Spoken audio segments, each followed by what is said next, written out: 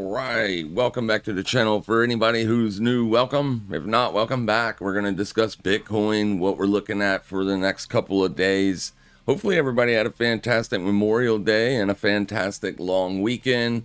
Today we'll kick off the trading week for this week, and as of right now, we have Bitcoin trading in a very tight range. We have the US dollar trying to break out to the upside.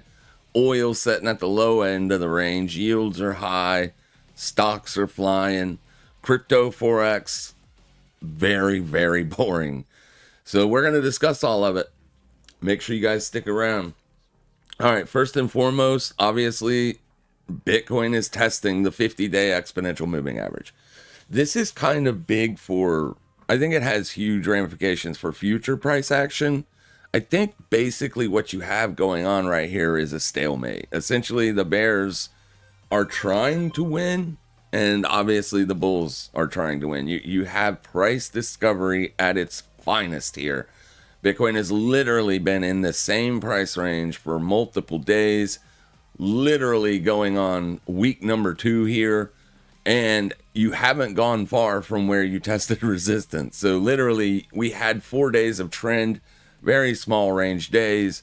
Getting back down here, we saw price break down on Friday. So it really looked like the bears were going to win this battle, and it really looked like the bears were going to be able to get a move down lower. And unfortunately, that just has not happened yet. So this kind of, to me, smells a little bit more bullish than bearish. Obviously, we're going to go over why. But we're at a precipice. We're literally at the edge of the cliff. A big move is coming, either up or down. And we're going to discuss a lot of things to try to get the best side of that edge if we can. All right, so let's go ahead and start here. First and foremost, the 50. That is huge. And I mean, obviously there was some news that came out over the weekend. And then Trump said that they were really close to a deal, but Iran keeps saying that they're not close to a deal, blah, blah, blah, right? Doesn't really matter. This is trading very, very technically right now. There is not any volatility in this market whatsoever. Even though Friday you did get the breakdown, and even though the moving average became the midpoint of Friday's range, which suggests that you're going, or that it is a legit breakdown. It is a real move. It isn't just going to be a trap. It doesn't always mean that, but it is suggestive.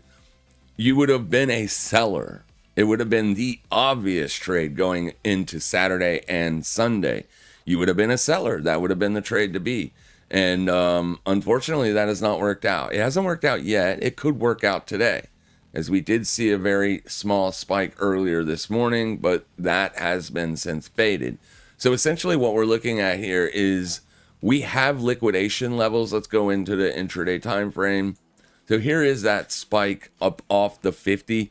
When I took a long last night as price was trading lower, essentially looking at it like this. Well, we just liquidated the bottom end of the range. Hang on, let's, I guess, go back out real quick just so I can show you my thinking. So yesterday I was watching this area right here. All right. So, no, can't do that. Let's go. Let's just do this. Let's just do this real quick.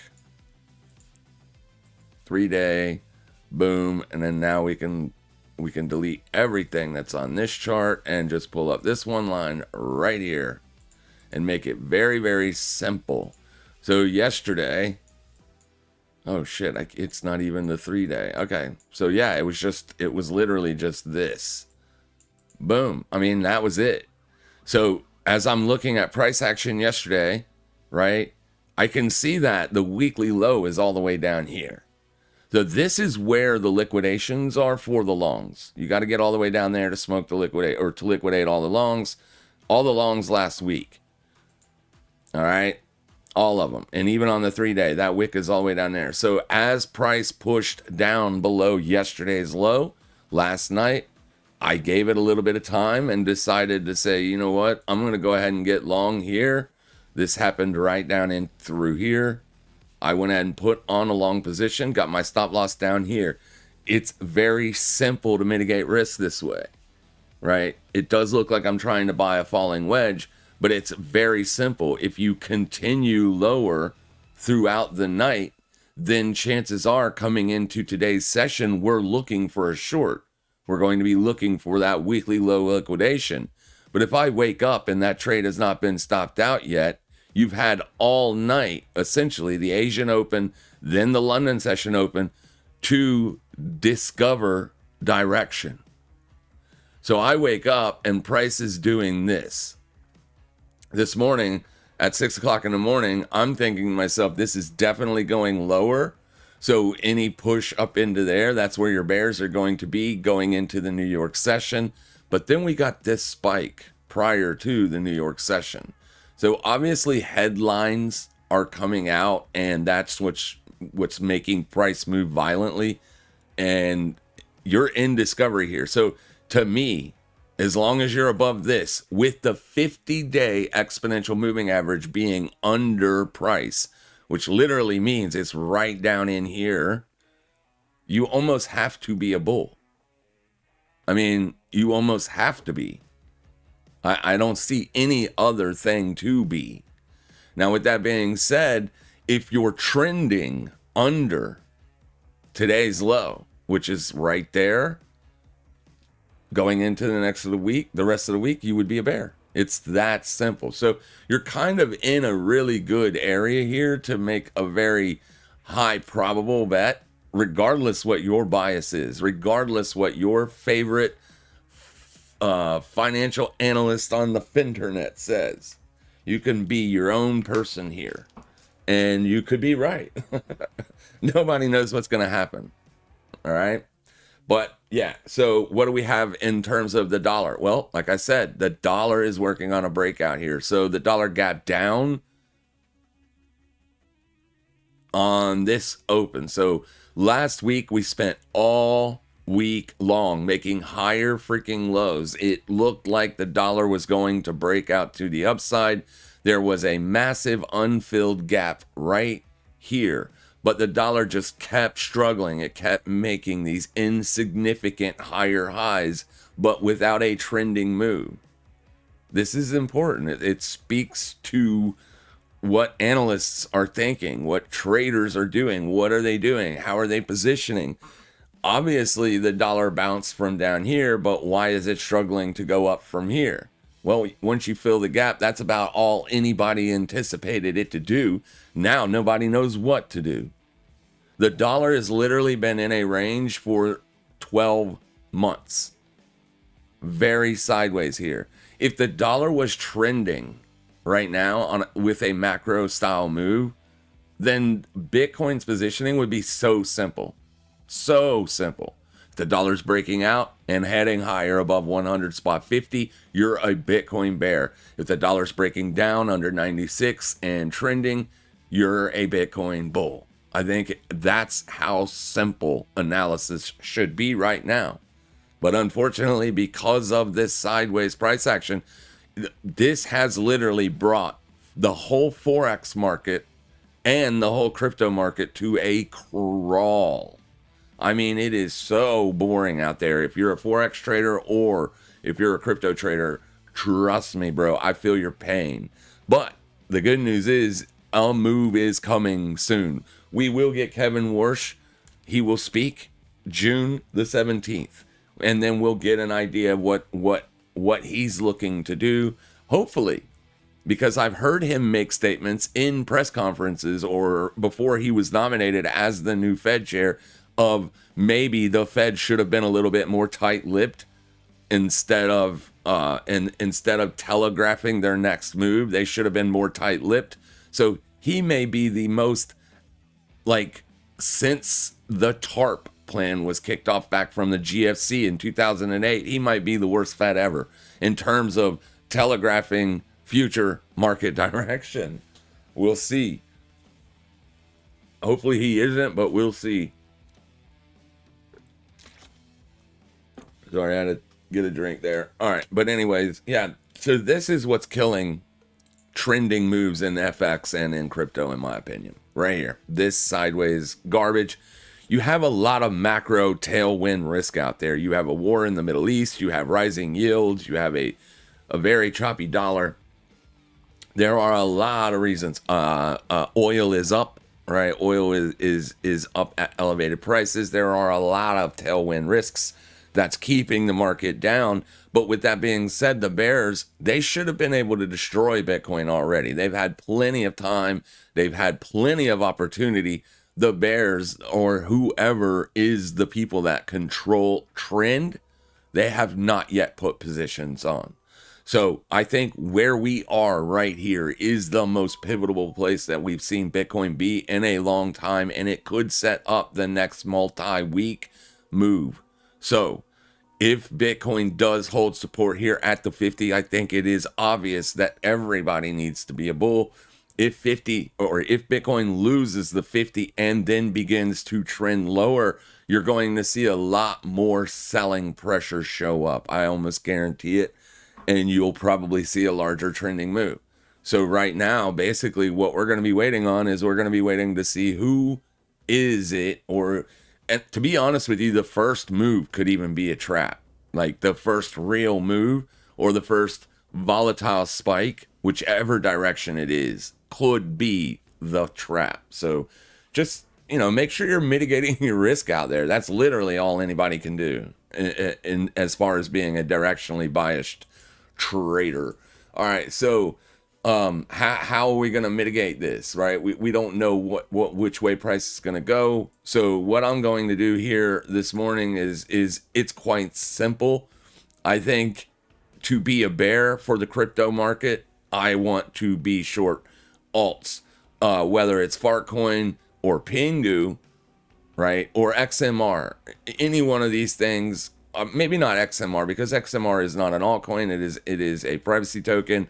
There is legit demand in this thing, or at least there is in Zcash for right now. But Zcash and XMR are pretty much the same thing. So I'm probably going to be looking to hold shorts on alts, either Fartcoin or Pingu, and then just be long Bitcoin until Bitcoin breaks down. Once Bitcoin breaks down, gives us a definitive range expansion, then we'll attack it on a pullback move, which is generally the way I like to trade, right? I want to let the weekly range get situated and then give me kind of a directionally biased setup. So let's go back over here, because this is where everything is, literally. So I'm going to turn off the moving averages because we don't need them. We only need them on daily and weekly time frames, really.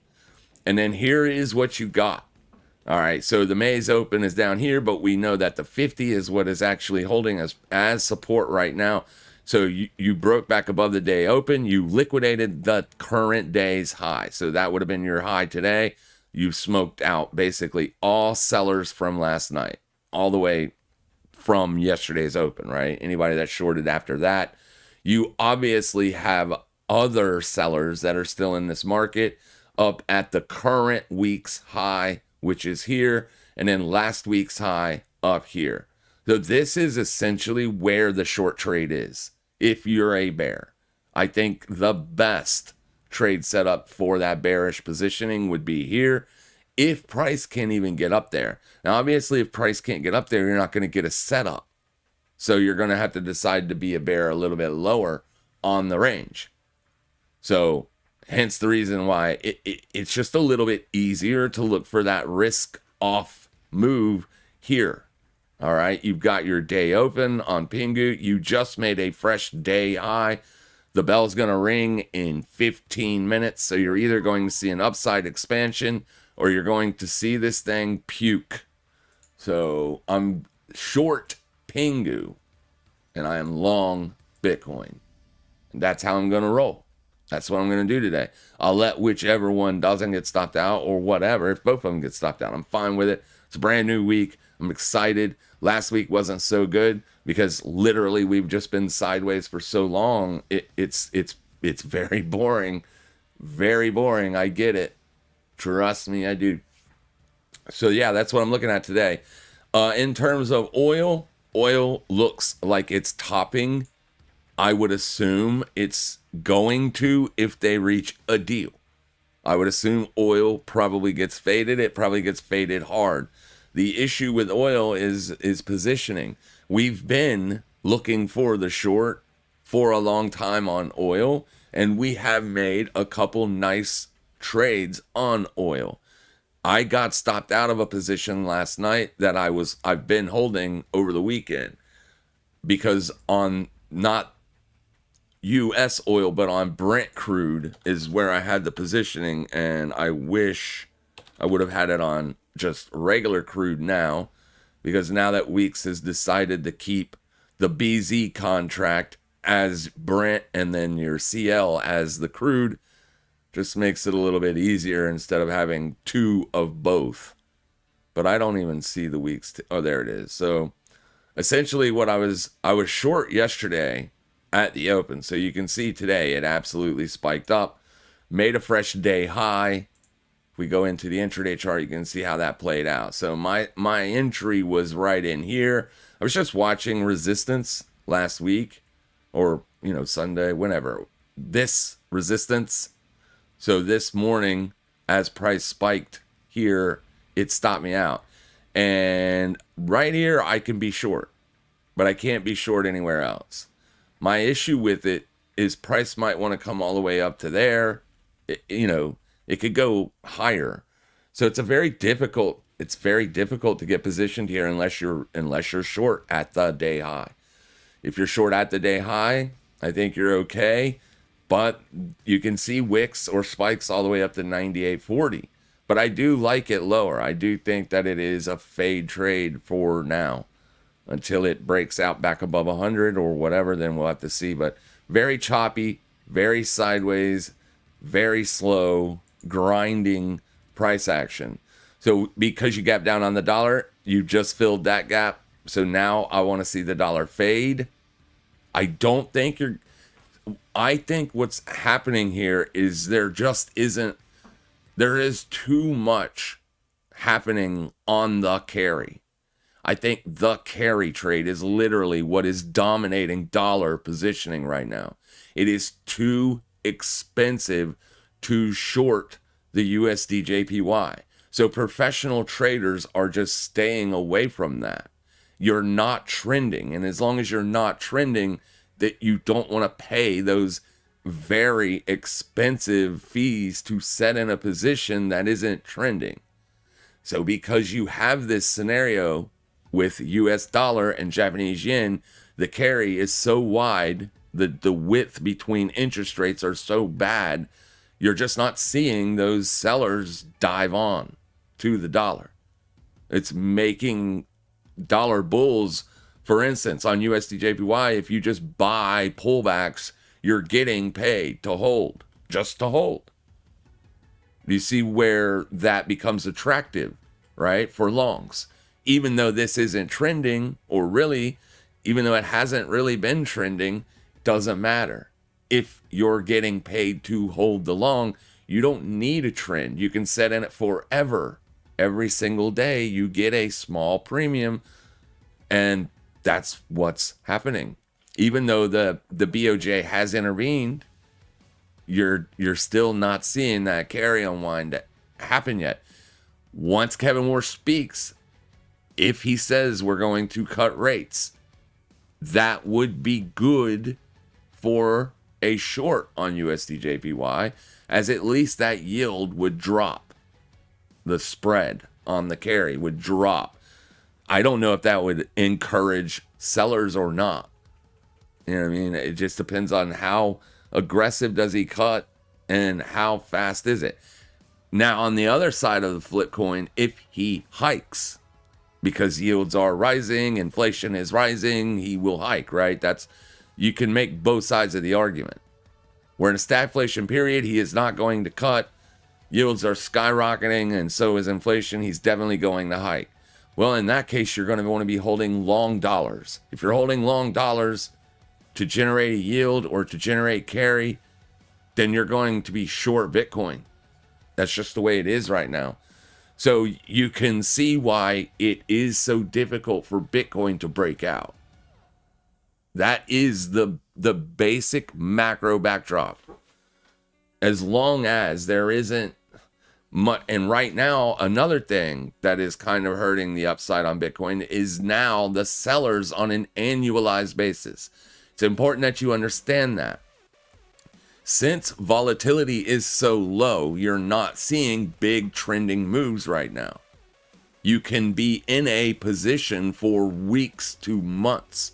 So when you're in a position for weeks to months, you don't really care about the funding rate on an 8-hour basis when you're going to be holding a trade for a much longer period of time based on volatility. And essentially, you want to be on the side that is getting paid. Right now, the annualized funding rate is paying the sellers. So the bears have it once again. They have it. They have all the cards right now. All of them. They have the macro backdrop. They have the dollar. They have they have the carry. The carry is everything. If you're a multi-billion-dollar investor, the carry is everything. If you're a $100 account day trader retail guy, you don't give a shit about the carry. But unfortunately, it's going to affect your P&L in a way that you can't even fathom, because the carry trade right now is everything. It is literally everything. So if Bitcoin holds support here, that will bring in new demand. The 50 EMA is looked at in the traditional TradFi space as a strong trend indicator, whether it's on the daily or the weekly time frame. It does not matter the time frame. It's a strong trend indicator. So if price is holding support at the 50 and making fresh highs, that would bring in demand for Bitcoin in the future. Buyers will look at that and be like, okay, this was Bitcoin's first real test of support and it passed. So sign me up for however much, right? I like it. The strong trend indicator held. So we're probably looking for the near-term trend to continue to rise. Bitcoin loses that near-term 50, it's going to be the other way around. Well, this was Bitcoin's first true test of support. It could not hold. Therefore, sell it all, right? Boom. So huge ramifications here on the near term. I got a Bitcoin volatility index for you guys now. Instead of looking at the VIX, I want you to look at DVOL, DVOL. That is Delta, Victor, Oscar, Lima. And the exchange is Durabit. This is exactly like the VIX. It is a volatility index. It is a very new volatility index, meaning we only have data that goes back to 2021, but it doesn't matter because all of that's already happened. All we care about is now. So I have the lows and monthly support outlined here in shaded area for you all. This makes it very simple for you. This is your low month close on all the data. Therefore, that is monthly support.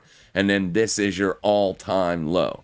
Now, if this continues to trend down, you can see it is definitely at a place where it could bounce.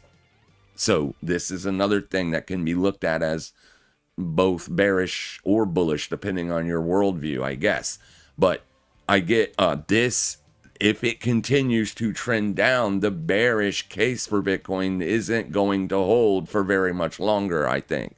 Yes, you still have your 4-year cycle market proponents out there. The Intuitive Cryptoverse guy, literally every video he makes is just about prior cycles. He can't come up with anything new. It's not very helpful. Here, this will help you. You need this spiking in order for the bearish trade to make sense, right? As long as it is trending down, that means volatility is heading lower. Now, with this being said, it's also kind of a bearish take because this is trending down and Bitcoin's price is not going up. So I'm trying to give you all the data that you need to make a calculated decision before something big comes. Something big is coming. Volatility's on the lows. It's flat on flat on its face. This is typically where bulls want volatility to be for higher prices. So if Bitcoin can slowly grind higher from here, that would be a lot more bullish. And if you were a bear, I would say you need to really think about it, because there is most likely a larger bullish move coming. If volatility starts to rally from here and then Bitcoin loses that 50, well, at least you can say, well, there is really no floor as to how low it can go. You've got Strategy's cost basis down to 75.7. I think that is a very strong support. What came in to catch this move on Friday was 2025's low. It's 2025's low. So very big level, right? Last year's low. If price is above that, then it isn't making new lows, objectively speaking. So if you're a long-term bear, you got to look at that and be like, well, yeah, on the macro, there really isn't any good things happening for Bitcoin, but I really can't hold a long-term bearish position either, because the bears have they just do not have any commitment whatsoever for whatever reason. So is it being accumulated? Well, we know that Michael Saylor is accumulating it. We know that Michael Saylor has probably already done enough. Now, we also know that Goldman Sachs is bringing out a call selling ETF that will also suck out volatility from the market. That's what that strategy is designed to do. It's designed to pay people a premium. They sell calls that keeps price hindered. But when you get the breakout, when the breakout occurs, all you get is the premium. You don't make any money from the breakout. Goldman Sachs gets the money from the breakout, right? Also, BlackRock is doing the same thing. Now, BlackRock has a spot ETF. They're about to bring out a call selling ETF strategy as well. So you're starting to see things happen that could be like, when the breakout happens on Bitcoin, it could be a breakout of old, like of what Bitcoin used to do, because you're going to have two $100 billion firms. I mean, they're both $1 trillion firms that are selling calls on this thing that will have to reposition, and that will cause demand. So you could literally see a breakout on Bitcoin that could look like what Bitcoin used to do back in the day, when it was traded as a very low float, high risk beta, get rich quick scheme. So things are starting to position nicely for long-term growth. I think on the near term, the 50 is going to basically judge price. I think price is going to be determined by what happens here. So it's a really clean place to be a seller. It's also a really clean place to be a buyer. So I will let you make your own decisions on what you want to do. This right here is a very bullish chart for Bitcoin. It's essentially showing you negative yields. This is essentially the 3-month yield subtracted by US inflation, or the CPI number.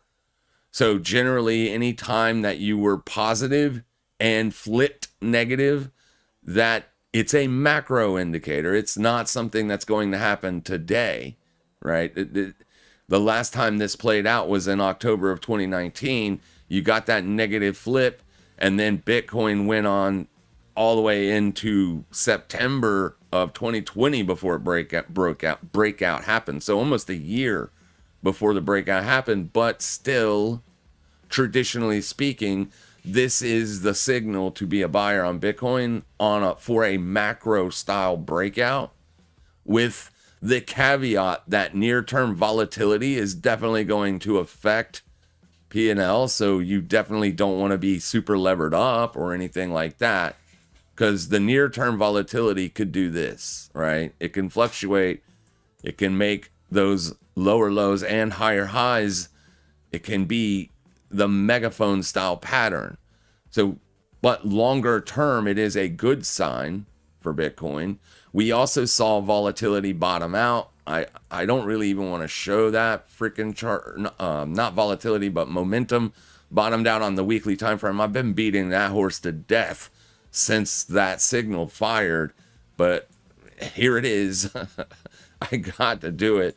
Every single bear market cycle in Bitcoin's entire history has all culminated at an end when this indicator got to oversold. It has called 100% of cycle bottoms, long-term cycle bottoms, 100% of the time. Now, if it were to go back to oversold here after this much time, that would be the first time in Bitcoin's history that it made fresh lows and went back to oversold. Generally speaking, if you just look at the RSI all by itself, it has called all cycle bottoms. So your momentum was far more aggressive during this bear market than in all prior bear market cycles. That's the one thing that everybody's leaving out of their 4-year cycle market analysis. Yes, I agree. If you go by time, this thing shouldn't bottom out until October. Okay, fine. Yeah, I get it, right? I agree with you. But if you go by momentum, Bitcoin was far weaker, far quicker during this bear cycle than all prior bear market cycles. So you can see where the 4-year cycle starts to, it starts to bend a little bit. Yes, there's not enough time for the bear market lows to be in. However, if you're looking at price and momentum, the lows are in. So there are a lot of things that are shaping up that could ultimately be very, very bullish in the future. But you're never going to hear me say that you should have more than 5% of your total net worth in this asset. I am a firm believer in if you have more than that, you're gambling, first and foremost. Second, you're gambling. You shouldn't have all your eggs in one basket, period. And though 10% this day and age doesn't seem like that much, because where are you going to put your money? I mean, yields, they're rising. So yeah, you can generate 4%. You could put your money in an asset like Stretch. Obviously, it's paying 11% per annum.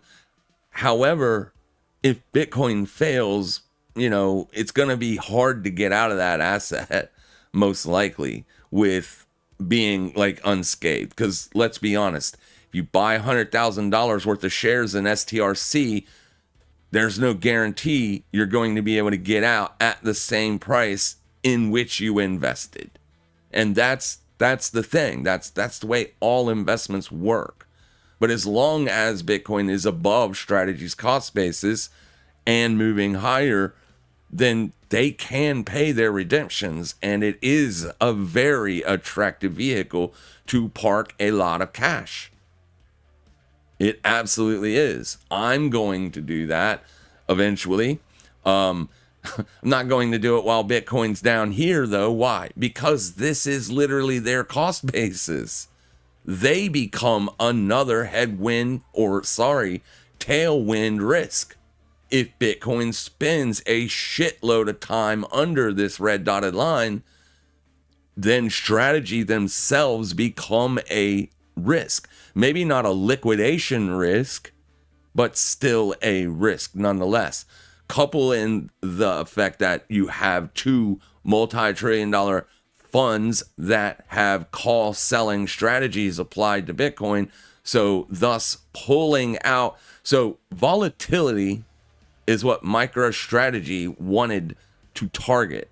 That was the goal. They were going to strip the vol for you so they could pay it, right? Now there's two more firms that are coming in. They are also going to be stripping the vol. Now, for me, I think ultimately this is good news, right, for long-term Bitcoin prices, because by stripping out all that vol, when you get the breakouts become a lot more aggressive. The problem is my strategy, MSTR, STRC, all of those kind of products start to look less attractive if Bitcoin is hovering under their cost basis, because that means they are a risk. Now, you take Bitcoin up at 120, 115, 150, STRC is printing money, and then you have trillions of dollars potentially being able to flow into STRC. I just don't think investors are going to do that with Bitcoin prices hovering right around their cost basis.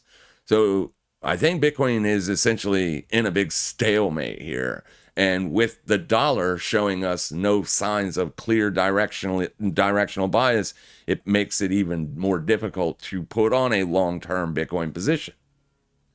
But volatility is essentially has been sucked out of Bitcoin, right? So making like fresh bear market lows any time in the next 3 months is probably very unlikely, right? Very unlikely. Now, with that being said, we'll see. We'll see. I'm just going to go by the 50. If we lose the 50, we see multiple daily closes under it, I'm going to keep that Pingu short wide open and capitalize on the volatility on the downside. If Bitcoin holds support here, Pingu rips to the upside, Bitcoin starts making fresh week highs today, takes out last week's high, and continues, right? Because that's the line in the sand on a technical basis here. If you're trading above 78, 123, then the next place you're headed is up here to May's VWAP. So if you get up here and fail, boom, boom, right, then it starts to look like this was nothing more than a liquidation spike, and you can put that short right back on. So there is a lot of cases to be holding bearish Bitcoin right now, unfortunately. So yeah, I want to exuberate those gains by being short Pingu instead. Unfortunately, Pingu lost 80% of its value on 10/10. That was the day that we shorted Pingu. We captured 80% of that move. So, I mean, we pretty much nailed the bear market in one day, whereas other people are still praying for more Bitcoin lows, other bears. And because so many millions of people are following all these other people, all these other analysts, and most of them are bearish still because 4-year cycle, right? Most of them are still looking for that further lower move. Bitcoin has no real retail involvement. All right, so let's go look at that. Let's say prove it. Okay, well, here you go. For the month of May, you can see that right here is April 30. This candle. All of this from here over is May. And it is mostly outflows. Mostly outflows. So you literally see retail selling for the entire month of May. And if you don't like this look, we can go look at where is it?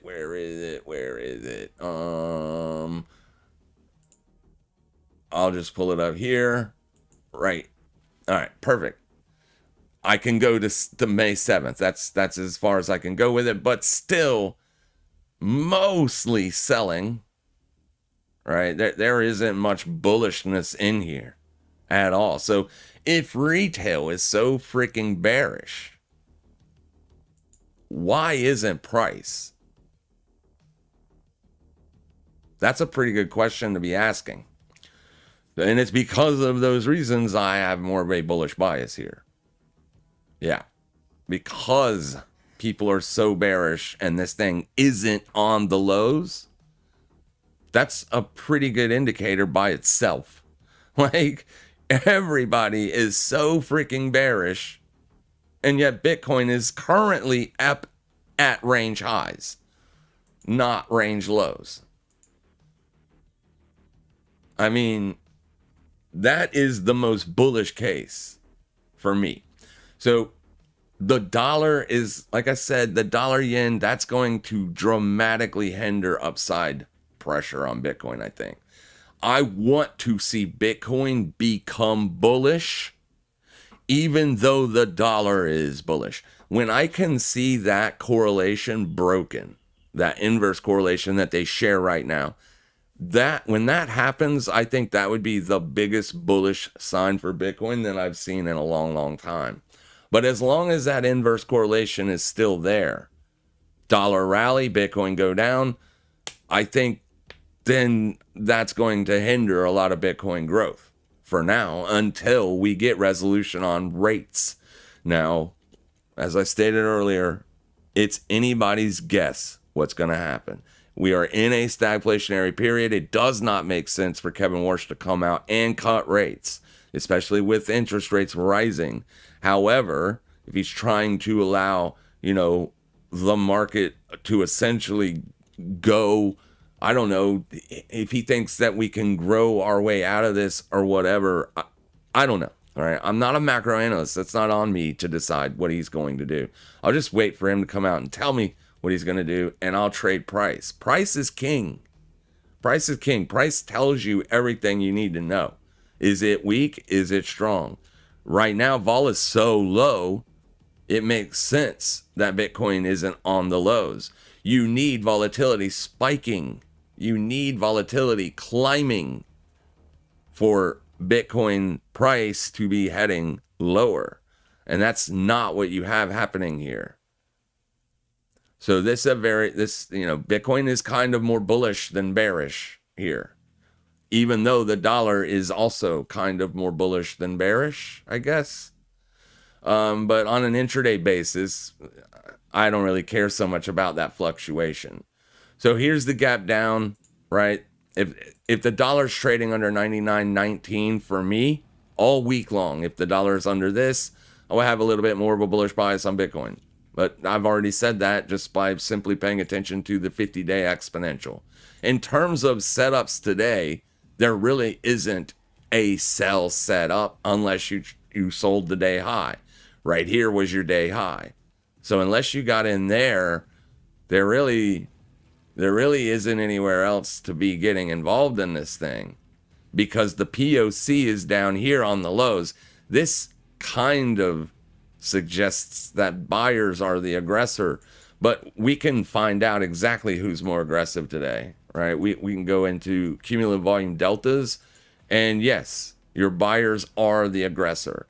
Now, this could close under. We'll see what it does. The buyers are not super aggressive, as it's anybody's game still here, but I'm long. My stop loss is, where is my stop loss? 76,314. So if Bitcoin takes out 76,300 down in here, I'll be stopped out of that long. But until price gets under there, I think the only trade to make here is up. Unfortunately, even though the dollar is breaking out here, USD JPY breaking out to the upside.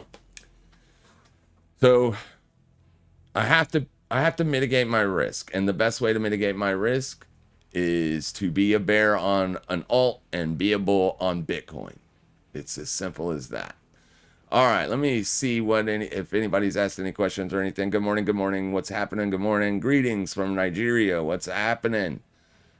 How's it going? What is silver doing? Silver is doing the opposite of dollar. So dollar is kind of trending back up to the top side of the range. Silver broke down and is heading lower to the bottom side of the range. You have a small channel that has started to form here. This would be more bearish. It's more of a bearish pattern. You don't need me to tell you that. You're looking at the 4-hour time frame, and the 200 is above price. That is typically bearish. That is typically a bearish sign, not a bullish sign, right? The 200 was underpriced, then you could be looking to be a buyer. But right now, as long as it looks like this, the trade on silver, like right now, would be a sell for me. If silver could fail here at 76.68, I'd be a bear today. Like if I was looking for a trade on silver today, I would be a seller. Let me make sure though. I don't want you. Yeah, it would be a very easy sell to make. The bears, or you're under the neutral line on deltas, so that infers that your sellers are more aggressive. Now, bulls have picked that up here as of late, so it's anybody's guess now. But right there's the 4-hour liquidation point. You've made today a lower high and a lower low compared to yesterday. You're under the 4-hour 21. I think the only position to take on silver today would be a sell. Now, this chart is more interesting because now you are not liquidating anything here, right? You've got to go all the way up there just to liquidate because price opened the day and headed lower instantaneously. So if you were a bear at 8 p.m. Eastern last night, you're still in good shape. But I mean, I guess all these London session bears are getting smoked right now, but your Asian session bears are in good shape.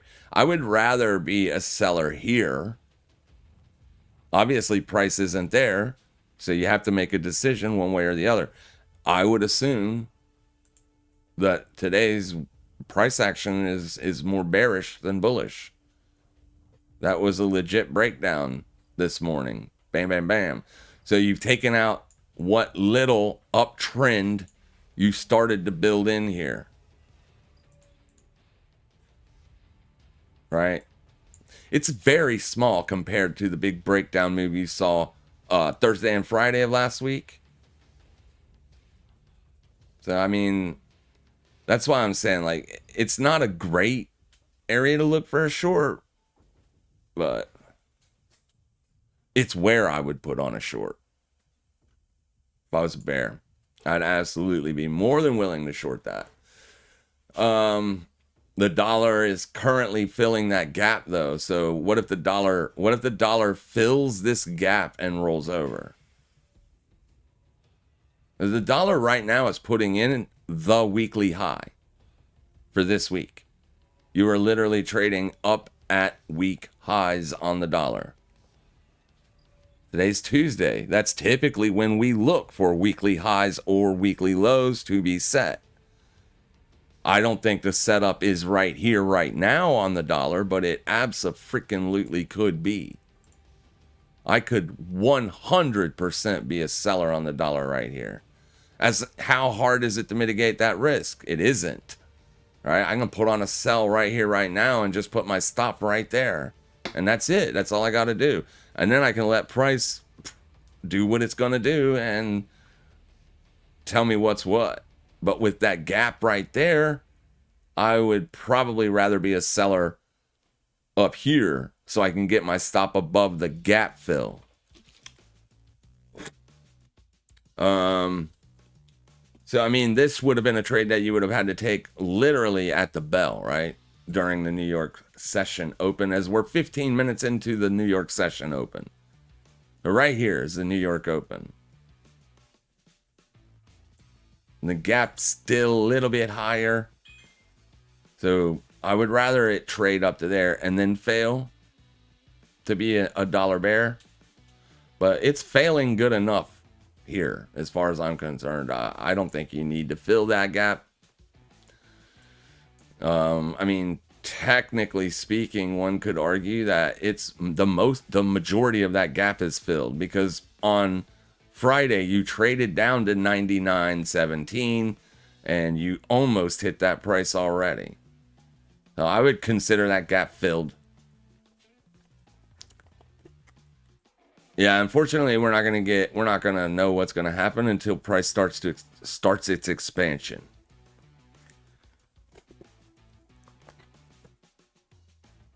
I can tell you with what Pingu's doing right now, I'd probably be more of a bull than a bear. Look at Bitcoin also. Like I said, guys, that 50 is a strong trend indicator. So as long as Bitcoin is holding that, that is a very, very bullish sign. Now, you can argue that Bitcoin hasn't gotten above the weekly 50 yet, dude. You're stupid, right? Okay, fine. I would agree with you. Yes, you're right. I am stupid. The weekly 50 is a stronger trend indicator than the daily. Wouldn't you agree? Yeah, okay. Well, you're in a strong bear market here. No, you're not in a strong bear market. You're in a bear market if the 50 on the weekly is your determining of that or not. But I would argue that the bears haven't been in control of this asset at all for 2026. They had it at the very beginning of 2026, and then they lost it.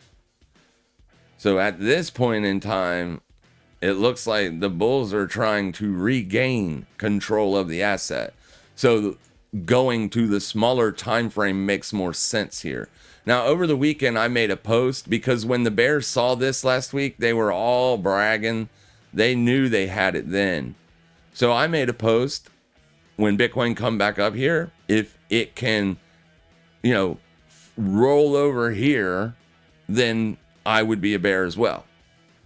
Or a little higher, right? That's why right now you still have some levels to liquidate up here. So if it were to get up here and fade or fail, so if Bitcoin builds in a range from like this high in this area and then fails, I would be a bear again, because price is unable to trend or put in a large trending move above this 200.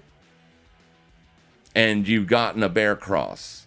You got the death cross again. So the bulls had the price action once they got the golden cross right here. There's the bullish retest of the golden cross. The bullish retest held, and then prices trended higher all month long. We come into a new month. You're at the 200-day exponential moving average. You're at a huge resistance level. New buyers or professionals aren't going to be buying that. They're going to wait for price to pull back. They're going to wait for price to prove it's holding support. Once that happens, then your pro buyers will show back up. You've currently done that. So now we're just waiting to see who has it, the bulls or bears. I think the bulls have it. I could be wrong. We'll know tomorrow or the next day. But I have to be positioned for that. Right? This is it for the bears. I think if they lose this area, if price breaks back out above 78, 79, you could see Bitcoin reprice all the way back up to 85. Literally. And it could happen quick. So the bears are praying. And I can tell you, anybody that got short Thursday, they're sweating this price action right now. If that's where your stop is, literally right there, you are sweating this. But you do have a couple things that are working in your favor if you're a bear, and that is this right here. That's it. You lose this and you're probably getting stopped out. That is also the last liquidation point until all the way up here. Because we've only pulled back 1 week. Last 2 weeks is unchanged. You had a downside expansion last week, but the buyers picked it right back up off the year 2025 low. So now we're trying to see who's going to win this week, bulls or bears. So if you get above this price, that's why you can literally delete everything and just look at that one line. You get above that, you're going here. Most likely on a trending move. So I think that's where the risk is. I want to aim for that. That's why I got long yesterday. I think that's where the risk is. If Bitcoin cannot trend under this low, I want to be long. Because right here is where that risk is. It's anybody's guess, though. It really is. It is. The Bears could win. Like I said, you got all that war news helping you. You've got the dollar helping you. You got a lot of stuff helping you if you're a bear. Let's go back to silver. Looks like we should have shorted silver.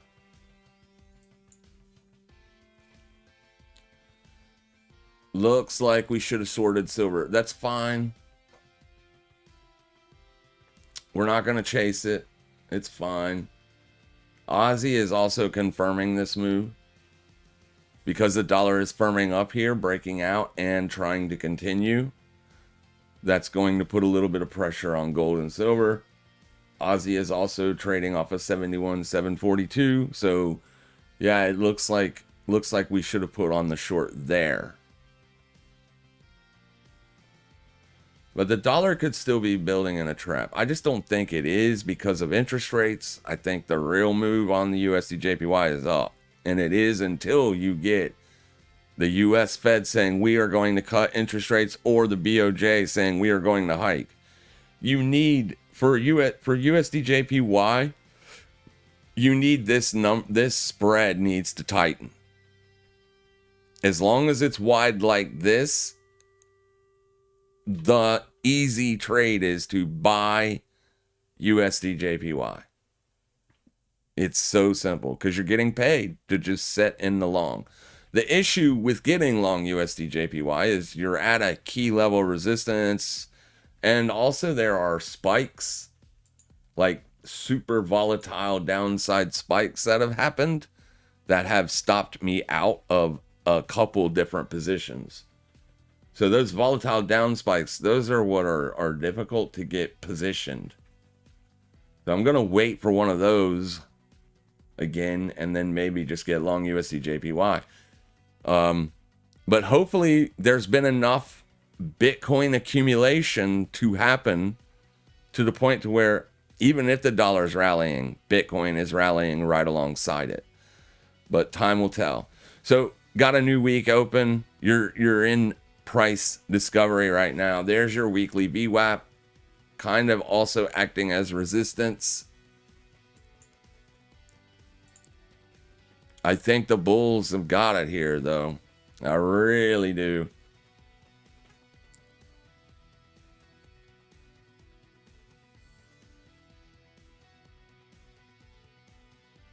All right. Anyway, that's, yeah. Scroll down to Q2 CPI forecast, 7%. Wait, what? Oh, that got added to the list of headwinds? Yeah, I mean, if that is true. The Bank of Cleveland. No, Tom, in order for that to happen, you're going to need oil to climb, right? You understand that? Like, oil must climb in order for the CPI to get that high. CPI is as high as it's going to go if oil... Where did it go? If oil rolls over. If oil spikes, then CPI goes up, right?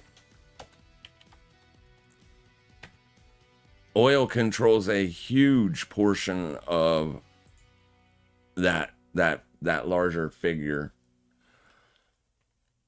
So if oil spikes, then yeah. But I think oil fails right here.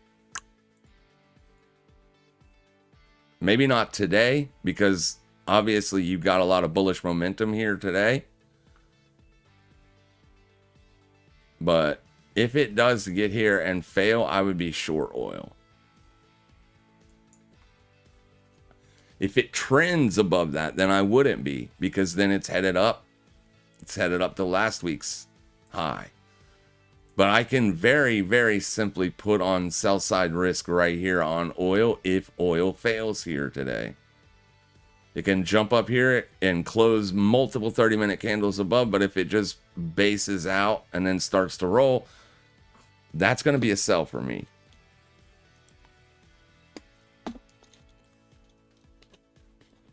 I wouldn't be a seller on the first test of this level. I would give it time.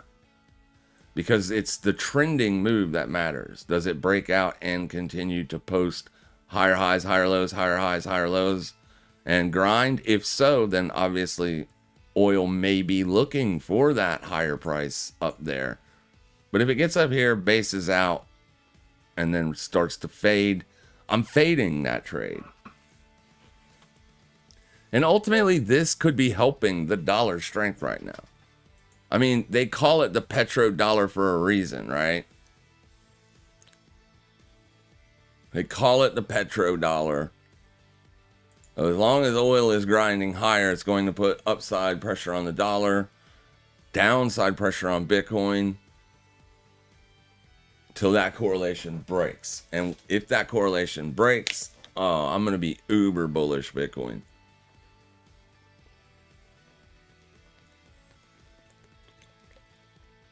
When they get a deal and that deal is finalized, oil's going to get nuked.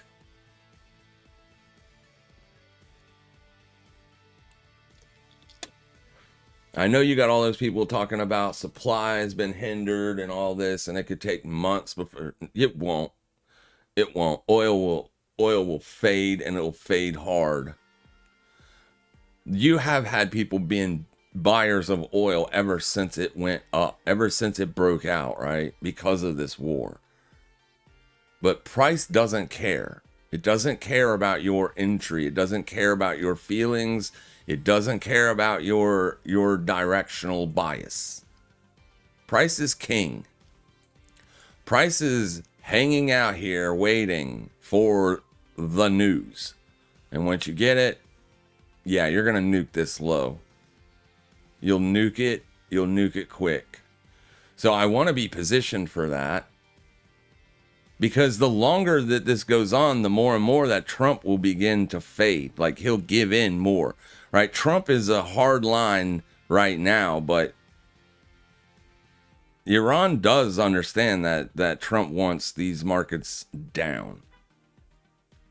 So if they can wait it out, then maybe, right? Maybe Trump does give in to what they want. But eventually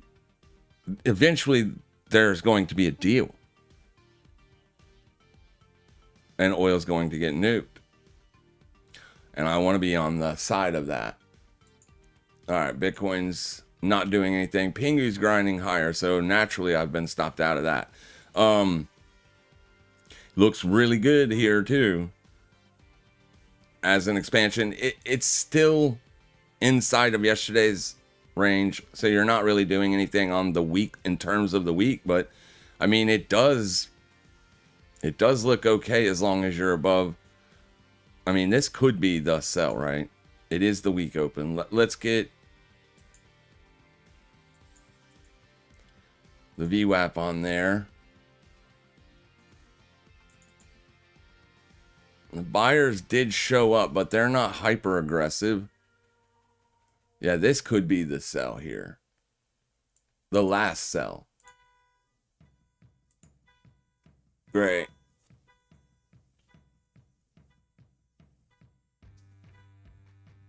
Let me mute until that shuts up.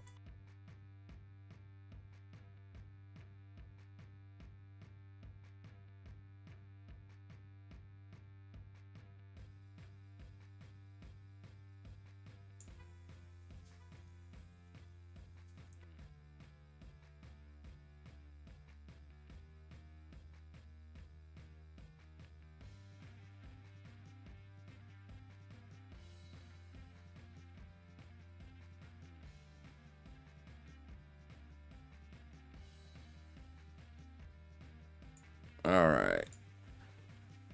Thank you. Yeah, this might be the sell here, but it could also be, nope, it's going higher, right? So just make sure you're mitigating risk. This asset is completely worthless. It has no use case. It's a literal meme token. So, I mean, it's a meme token from an NFT. NFTs are garbage. This thing is absolute garbage. It's been moving though. It's been offering up nice trending moves, and that's what we're looking for as day traders. Give me a 3 or a 4% move and I can get paid. It's up 1.5% here. This is the week open. So right here's your current weekly high, and that's coming off of this weekly low. So right now the trend is still more down than it is up, as you are making fresh weekly low after fresh weekly low through here. The near term has a little bit of bullish pressure, and that could keep it going. The weekly looks fine for more downside. Right? Looks fine for more downside. Last week was a retest of the 21 and a failure. So it is definitely a little bit weaker than Bitcoin. But we just don't know if those buyers are actually here or not. What is dominance doing today? It's down. Okay, so down dominance could put pressure on or give alts upside convexity. Oh, I'm going to put a tight stop on. That's the last time I'm going to look for the short on this as well. I'm not going to be looking for like this supply and then that resistance and then weekly high. No, if it doesn't fail here, I don't want to be short. It's pretty simple. You have a lot of upside pressure this morning, so trying to fade that could be very, very dangerous. But if it fades here, if it fails, we can short it. You still have everything structured nicely here on the 4 hour for that to happen.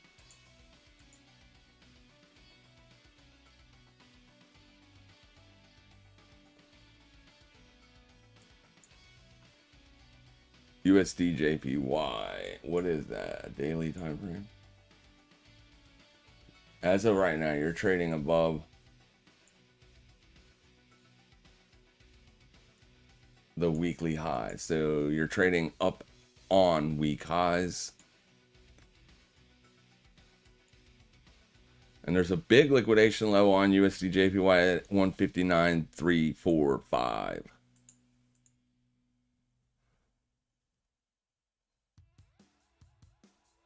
You have completely filled the DXY gap.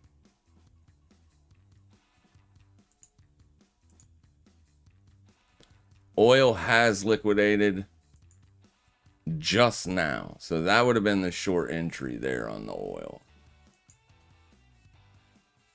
Let me get that pulled up. I missed that.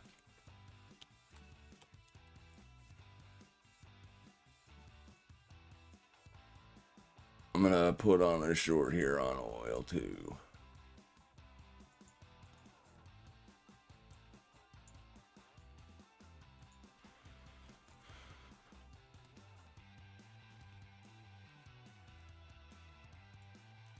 Okay.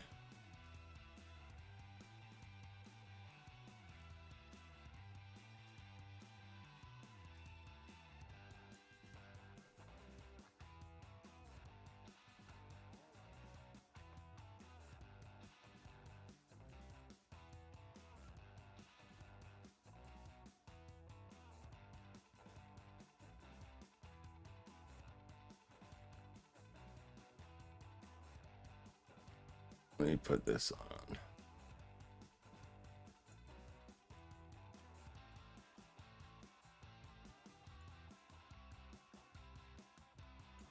Very freaking yucky candles on this.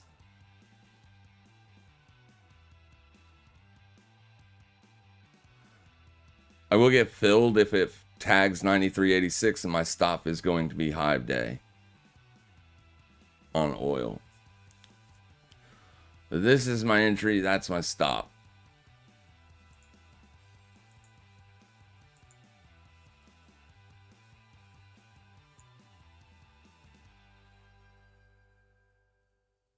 Give it a little bit for the fees, and that would be target 91.40. Let's see what that looks like. Oh, low a day is all the way down here. Nice. Oh yeah, so that keeps me above the day open. Yeah, I like that. I like that.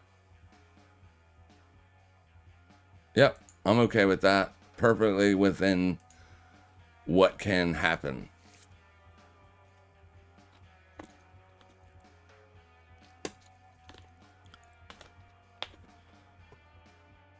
I think we can give it a little bit more room though.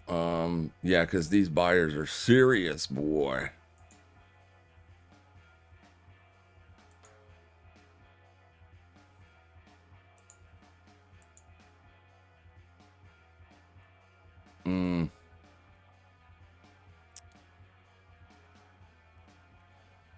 Yeah, I think I'm okay with it.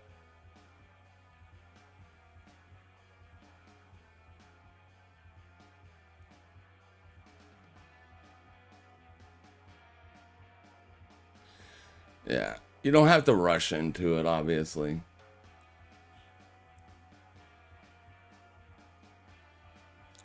Probably gonna give us some time.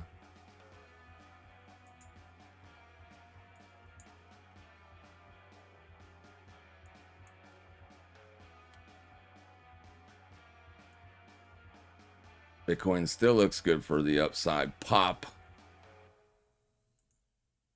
Yeah, Pingu is not fading. It's one more trending candle there. So I might want to give it one more 30-minute period, see what it does here. Or at least give it 18 more minutes, because if it closes like up in here, that'll be a pretty solid answer to my question. Is it an upside expansion? I mean, it looks like an upside expansion day, clearly. But can they maintain that volume or that momentum? That will be the key. If they can't maintain that momentum, then I definitely want to be bearish Pingu.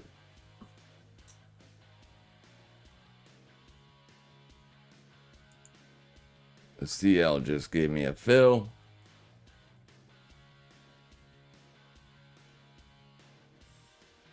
Might be a little early on this.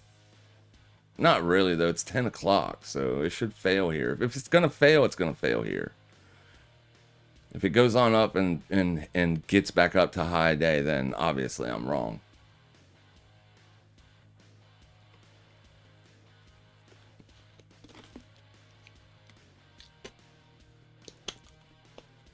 Judging by what USD JPY is doing, I'm probably wrong.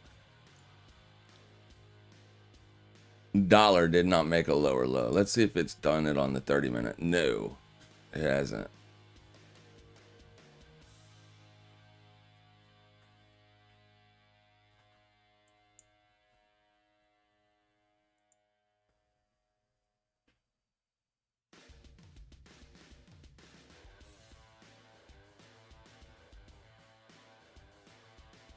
I do like this reaction down here. It went a lot deeper than I would have wanted to see it go. Clearly on a pullback buying op. But the fact that it pulled back all the way to there, that's good. That means it can grind up and look for the 77,837 level.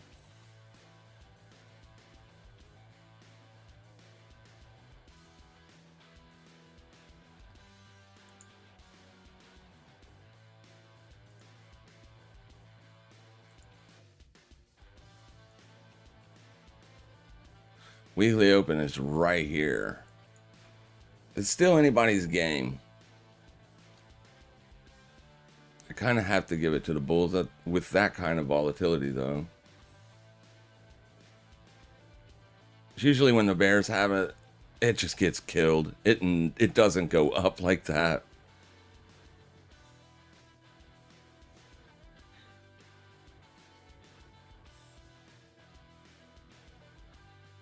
I honestly thought I was going to be stopped out by when I woke up this morning. I thought I was going to wake up to a stoppage and then Bitcoin would be trading up at 78,000.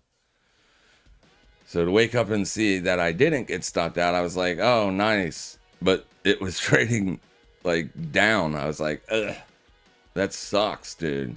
Couldn't do anything all night. But then, boom, boom, boom, boom. I didn't even look to see if there was any news. I was too focused on that whole, I don't care about popular posts.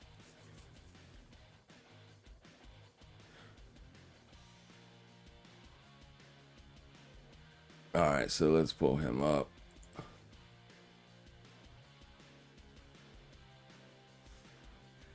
Russia and Kazakhstan are going to discuss boosting oil transit. USB-C consumer confidence actual 93. Trump is going to hold a cabinet meeting at Camp David on Wednesday.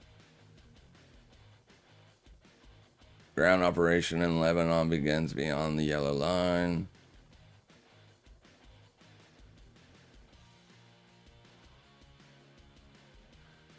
I mean, this right here, I can't really, I get nothing from reading that.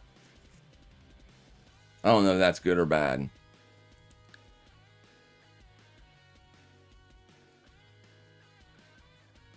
I don't think anybody's going to be able to convince Iran to do anything. I think that it's just a big mess over there that Mr. Trump has created for himself and the midterms, no doubt. What's Pingu doing? Nothing still.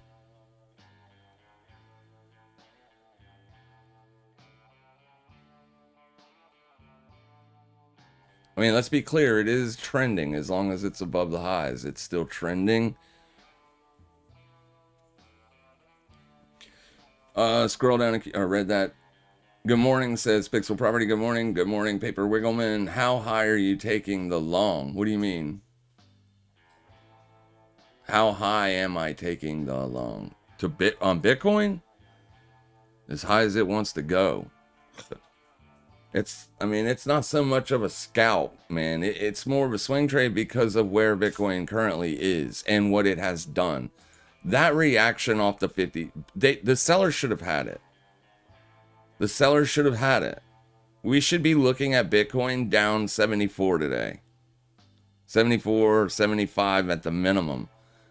This thing should not be up here threatening a fresh 2-week high. It should be definitely threatening a low. So because the bulls were able to defend 2025's low and get 2-3 more daily closes back above, now you could analyze that as still being slightly negative because you're under the 21, and I would say, yep. But I mean, the bears should have, when the bears are in control of price does this. When the bears have it, you get large trending moves that happen rapidly, right? They had it through here, and these are not large trending moves.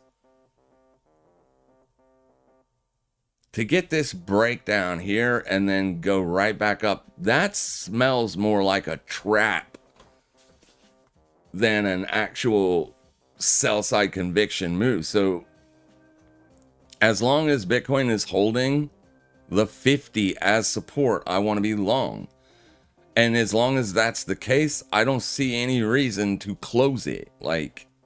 Because longer term, that's going to bring in more demand. More people are going to think the same way that I'm thinking and be like, you know what? This thing is actually a lot stronger than people are giving it credit for. Because A, the dollar is up. The dollar is threatening another breakout. And Bitcoin is grinding the highs, retesting the 50-day and holding. That's super bullish. that implies a strong bullish trend on the daily chart, regardless of how you analyze price. The 50 EMA is a strong trend indicator. So if Bitcoin breaks out above it, comes back, retests it, spends many days testing it, and then starts to rally off of it, that is a strong trend.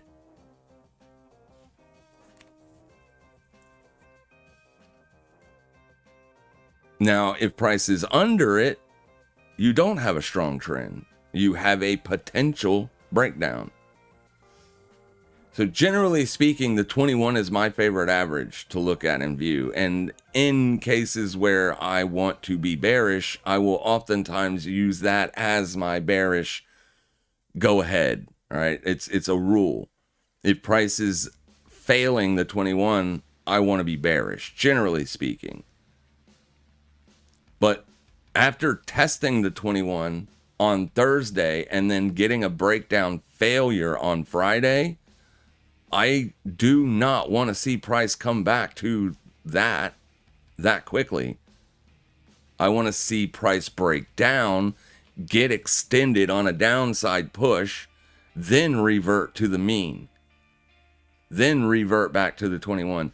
This smells more like a bear trap.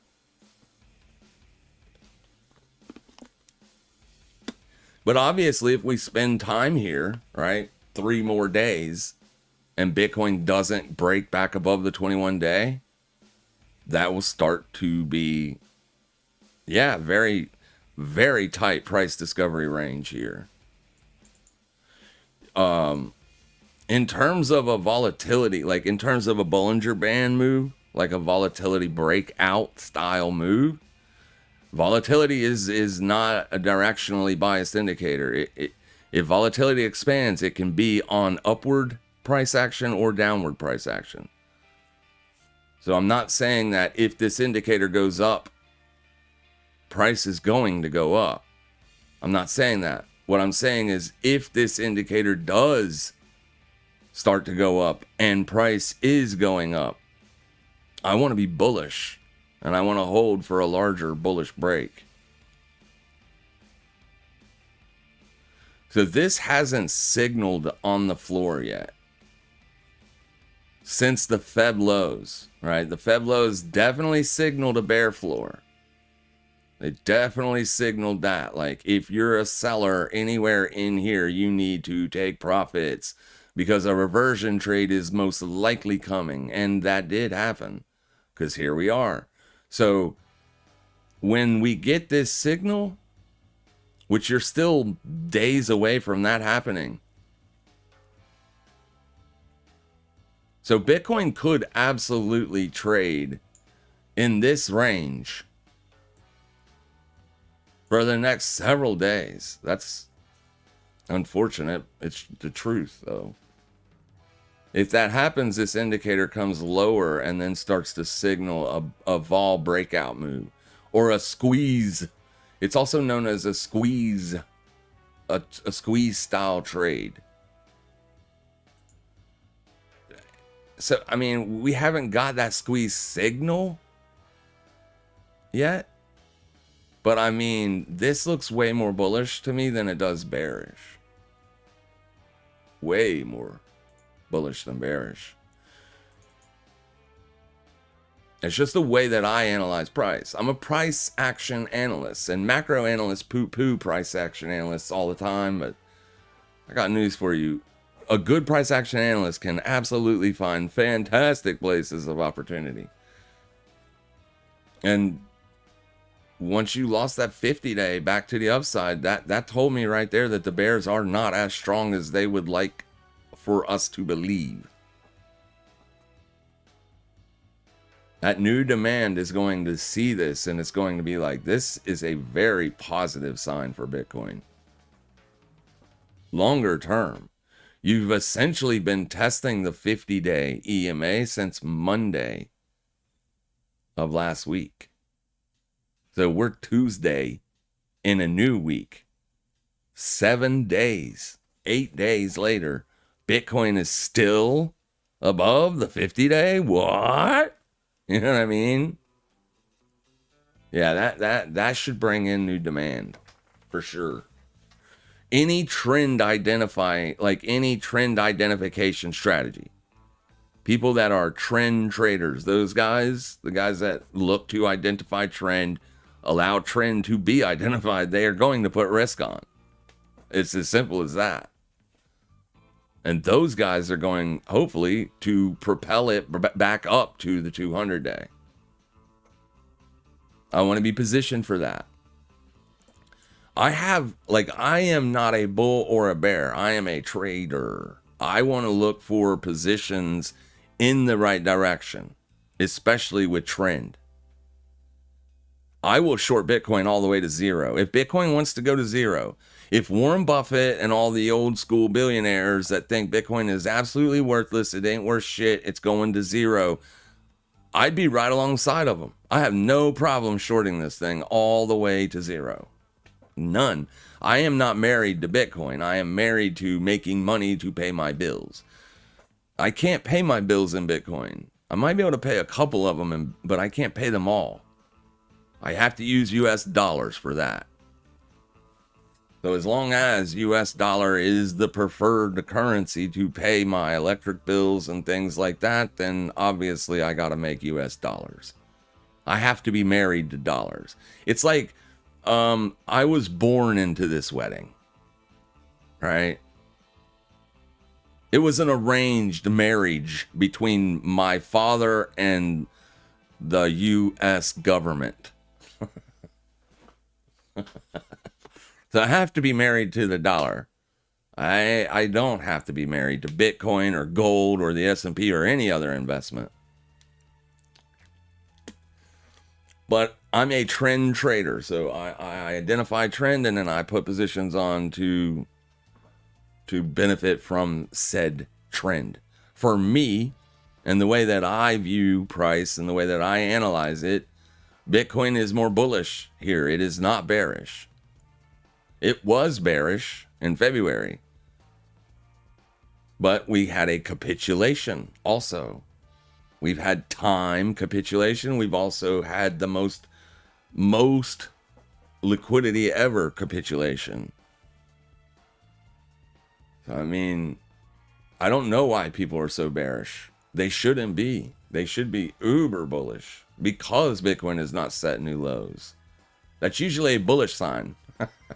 I think retail has an inverse way of looking at price action. When it's on highs, retail has to short it, right? Because it's a bubble. And when it's on lows, retail wants to buy it because can't go low forever. It's so inverse to the way you're supposed to do this.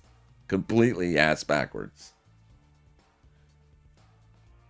The reason that uptrends continue is because people are literally buying highs. I know a lot of people say buy low and sell high, but in reality, most people are buying high and selling higher on the correct investments. We know that the AI thing can continue to run, and I did post the chart here in the stonks room in the Discord. Let me pull that up real quick. I thought it was a really good chart. Open media link right here. There you go. Right?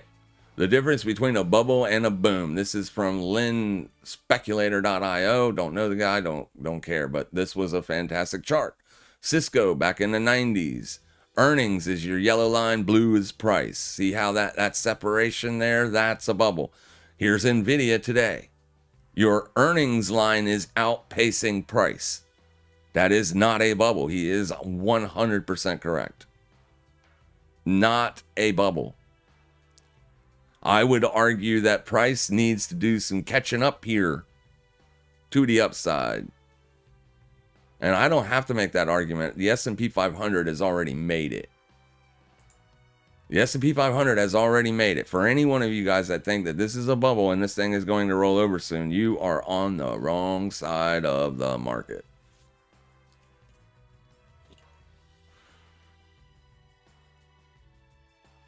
How many fresh higher highs do you need to essentially take your bearish bias and throw it in the garbage? 2, 3, 5, 20? account equity 0. I mean, yeah. So Bitcoin is lagging the S&P. Usually it's a leader. That's concerning. But there are a lot of headwind risks. Lots of them.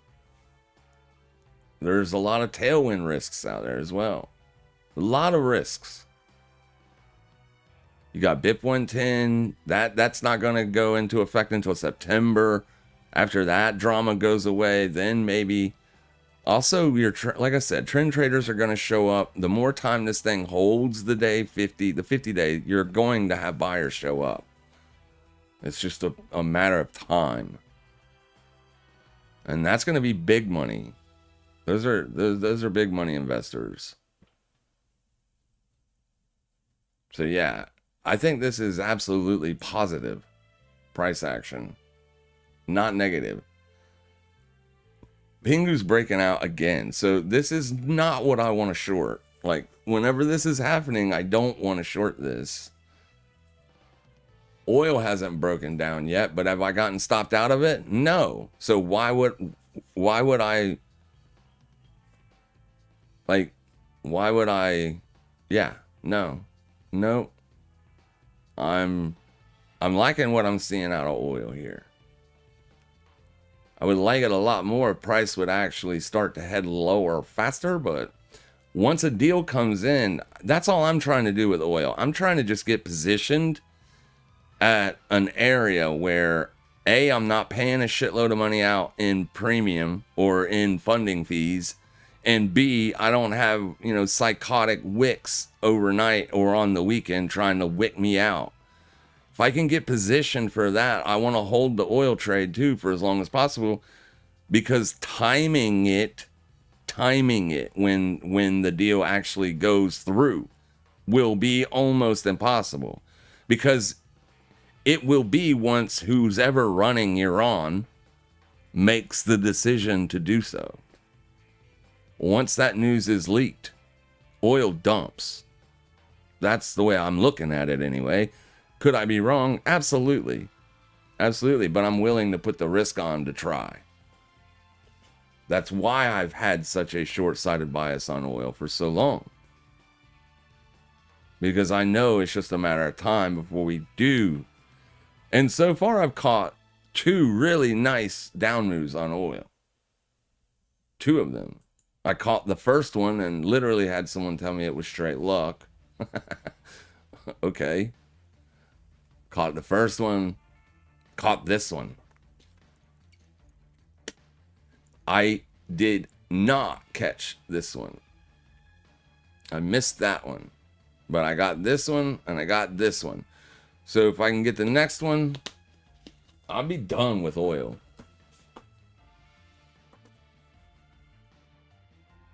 I'll be done with oil.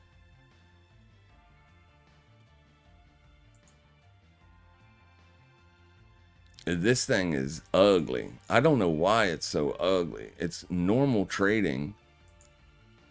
Very thin liquidity out there across the board. Does Brent look like that as well? It could just be on this exchange. Yeah, okay, so this one doesn't look nearly as bad. So maybe look at this one instead.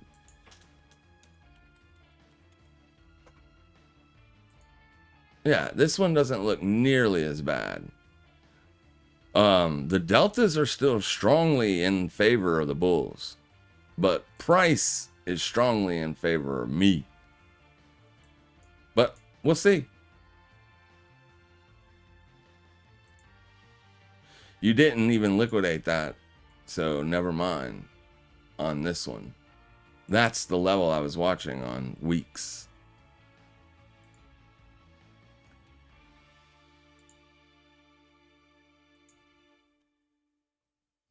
It's very choppy, very wicky.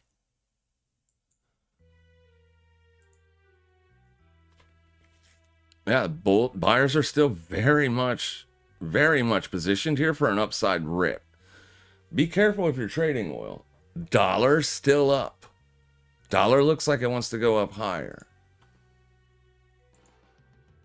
Okay, now we're starting to see some differences here. In Pingu, it did make a lower low. So from this point, we don't want to see a higher high. Actually, it isn't a lower low, is it?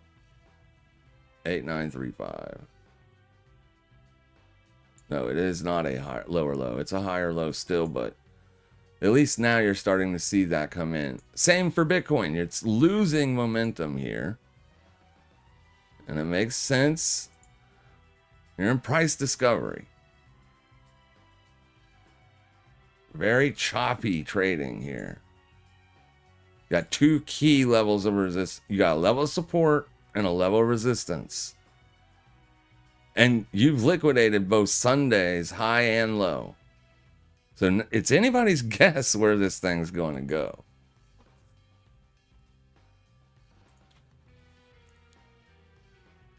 Pingu should not make a higher high. It could.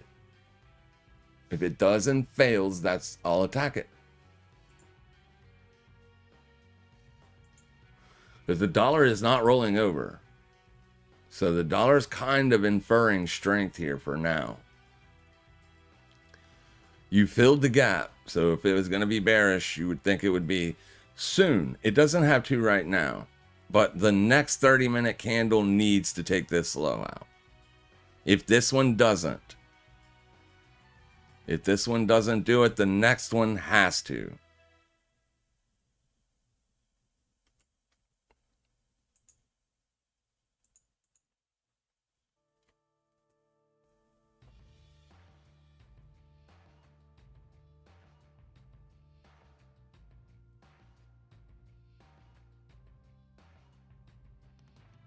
The dollar is like literally the thing that's been driving the boredom in crypto and Forex.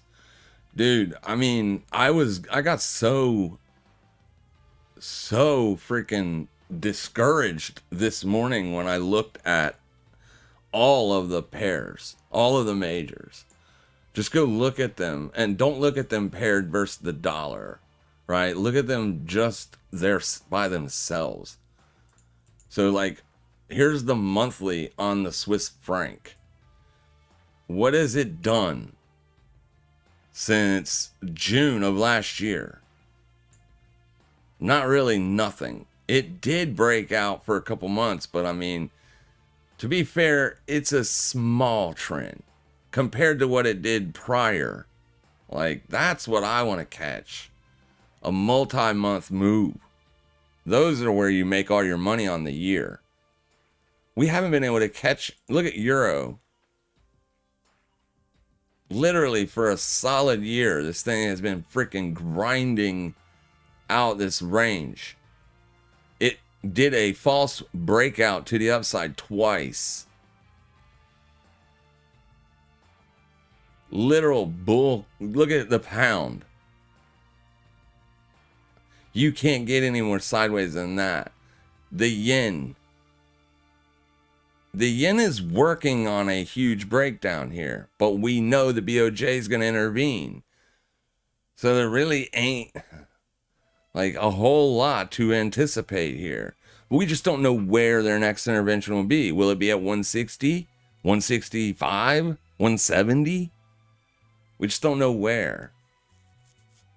And also their intervention isn't going to be, because if they intervene too strongly, they can break the stock market. They can break the AI boom. So much risk is tied up in the carry that's holding long stocks. Back when you could get zero, like better than zero, is negative interest rates on the yen. That means you could sell dollars, get a loan in yen, and literally buy stocks. That's so much is tied up on what this thing does in the future. We don't know where they're going to intervene, but anyway, still very choppy. CAD, sideways, AF, NZD, nothing. The only one that has trended was in 2020, like late 25 and early 26 has been Aussie. This was based on gold and silver. Aussie dollar strength was because of gold and silver. Aussie is not part of the DXY basket. It's the only one that rallied. Rallied with gold and silver. But since then, you've had gold come off, silver's both gold and silver have come off, and then Aussie has stopped trending. But yeah, if gold and silver find support, I would be long Aussie. There really hasn't been a good trade to make in the FX space or in crypto because of the dollar. Sorry ass dollar. And they're waiting, I guess, on interest rates. The BOJ did not hike on their last meeting. No one anticipated that they would. I'm just saying. And they need, either the U.S. was... So Powell was supposed to cut a lot more aggressively, right? He was supposed to be in a rate cutting regime. What'd they do? They cut 3 times and paused. And then sat on the pause for over a year. Because, tariffs or whatever, right? You can call it political, whatever. It doesn't matter. But that rate should have been a lot lower, a lot quicker. That would have been a natural unwinding to the carry that might have been okay for stocks. But because he wanted to get political and then Trump wanted him to cut, he didn't want to cut. Because inflation isn't high. It wasn't high. He could have cut a lot more. Powell and the Fed. They could have been cutting. That would have made it that would have made the dollar trend. The dollar would have broke down. We would have seen a trending move out of the dollar. Now that they didn't cut, Warsh is getting a pickle. So I've heard some macro analysts, I guess you could say the contrarian view at this point, especially since markets are pricing in rate hikes, would be to anticipate a cut. That would be the contrarian take, I think, right now. I don't think many people are on the Fed is going to cut bandwagon at this point. I mean, there are macro people out there that follow Bitcoin or strong Bitcoin proponents. They definitely want a cut.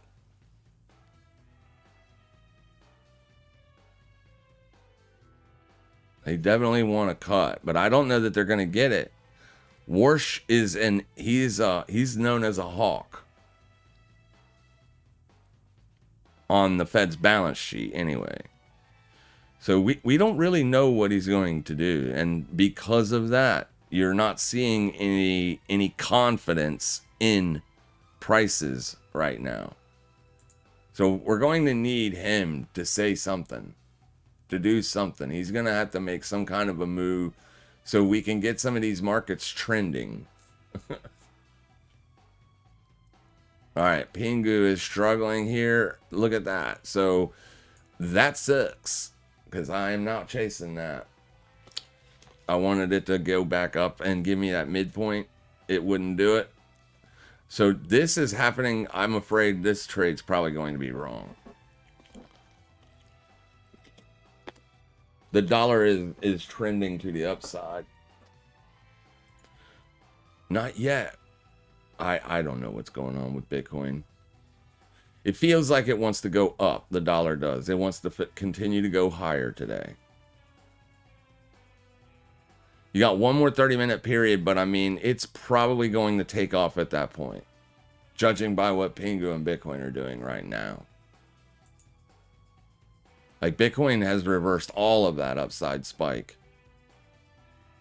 Very choppy price action. Very difficult trading here.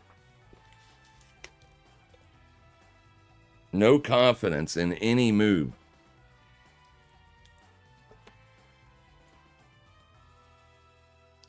In this environment, you got to be quick to take profits.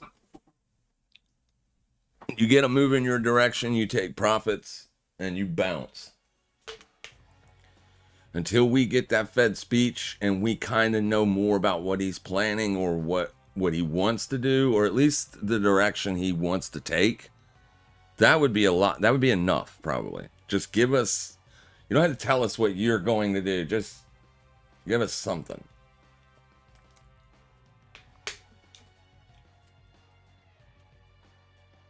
Macro is currently bogged down.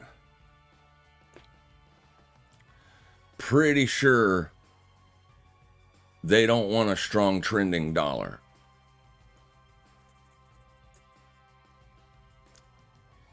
But they definitely don't want a strong trending oil either.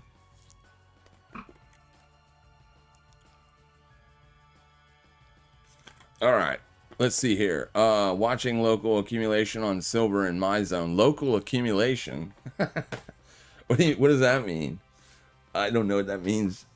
That's some kind of technical analysis I've never heard of.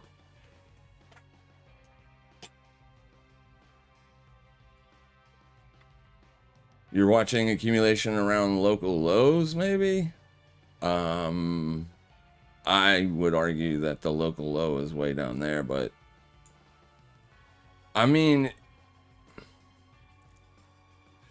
with the dollar poised for an upside move, I would rather be a seller on silver and gold.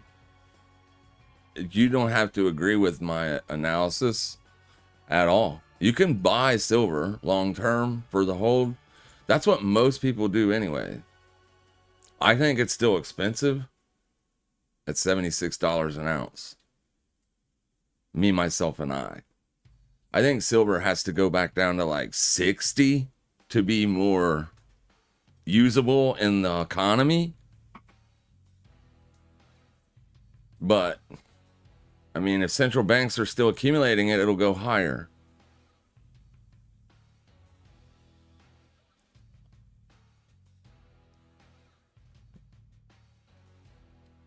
It's going to struggle to go higher with dollar breaking out. The dollar is not breaking out. I mean, it isn't yet. The dollar has to get above Q4's high, Q4 of 2025. You get above that, then you can say that you're breaking out of the year-long range. Unfortunately, the dollar is a mess. It is an absolute conglomerate up, disgusting mess.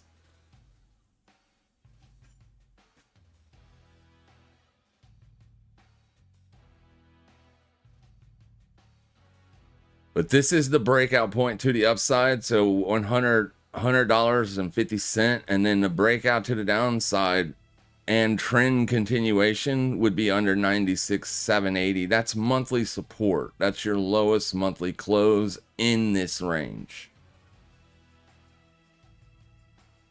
So you haven't been able to close a monthly under that. We did get one monthly close under the trend line, but trend lines are very subjective. I don't see how it could be subjective if you just take that low in May 2011 against that low. It's going to be in the same spot. But it's a big, big support.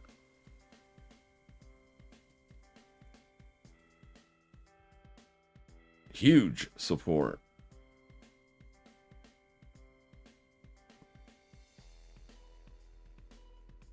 You're going to most likely see a macro move on the dollar soon, whether it's up or down. If you're a Bitcoin bull, you want it to be down, because that's the one chart that also does not align with the 4-year market cycle theory on Bitcoin. The US dollar is not ripping. And because the US dollar is not ripping, that makes it a little bit more difficult to say that the 4-year cycle model is still like you're going to see new lows. You can, like the 4-year market cycle played out, right? Q4, it topped out. You've made lows. You're sideways off those lows. So in theory, the Fourier cycle market theory is still good. It's still valid. But the one thing that you're lacking in that need new lows analysis is the dollar. I'm trying to find the chart to show you.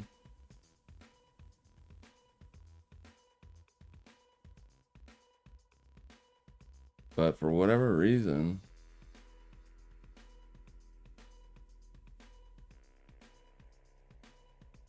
I can't find it.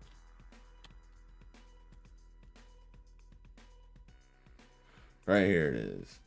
The Bitcoin versus dollar chart.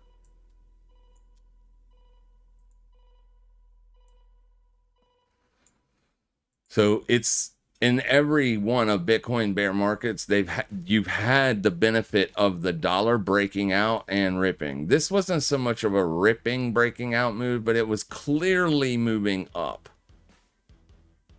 Clearly it was moving up. And then in 2022, it was ripping.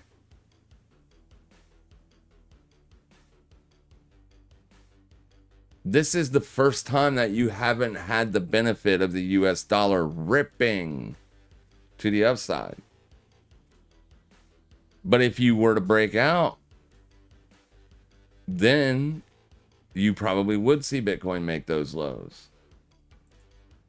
Even though that it's hit oversold on momentum. Because, you know, time also affects momentum. But this is huge. The dollar still has not signaled what its intentions are. And I think that's what sellers, like the sellers that move the market, that's what they're waiting on.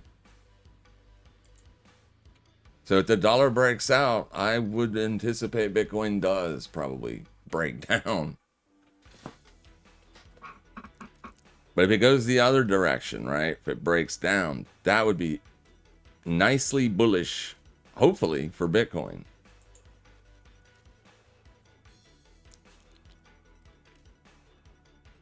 A lot of intraday chaos here. Let's see if we got a new headline or just the bid is not that strong. Qualcomm strikes an AI chip deal with TikTok. That's only going to be good for Qualcomm. U.S. Navy restarts guiding ships through the Strait of Hormuz. Probably not good. Crypto fear and greed back down. Obviously, people are afraid. Volatility doesn't agree with them, though. Yeah, I haven't seen any new news other than U.S. ships are going to start going through the strait again.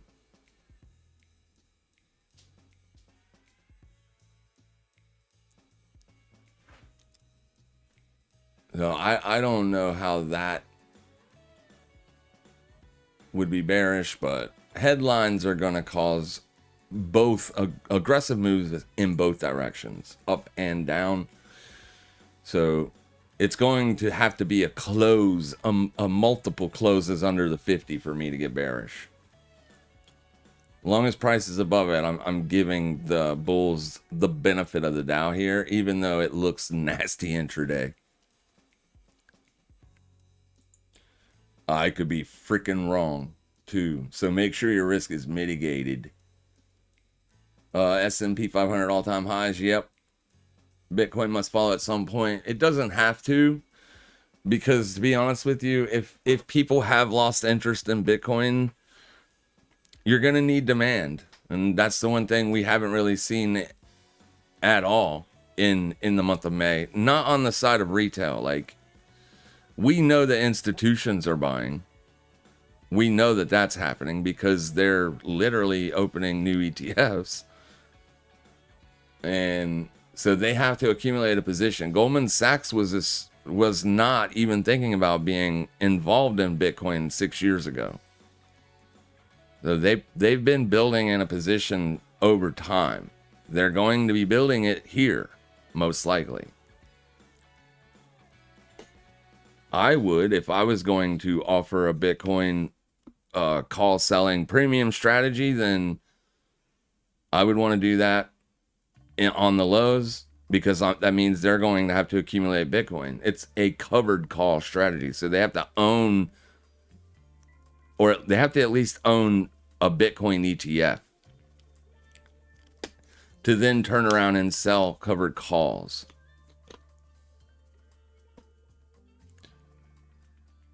So they have to accumulate Bitcoin. And that's what they're doing. Retail will be late. Retail is usually late to the punch.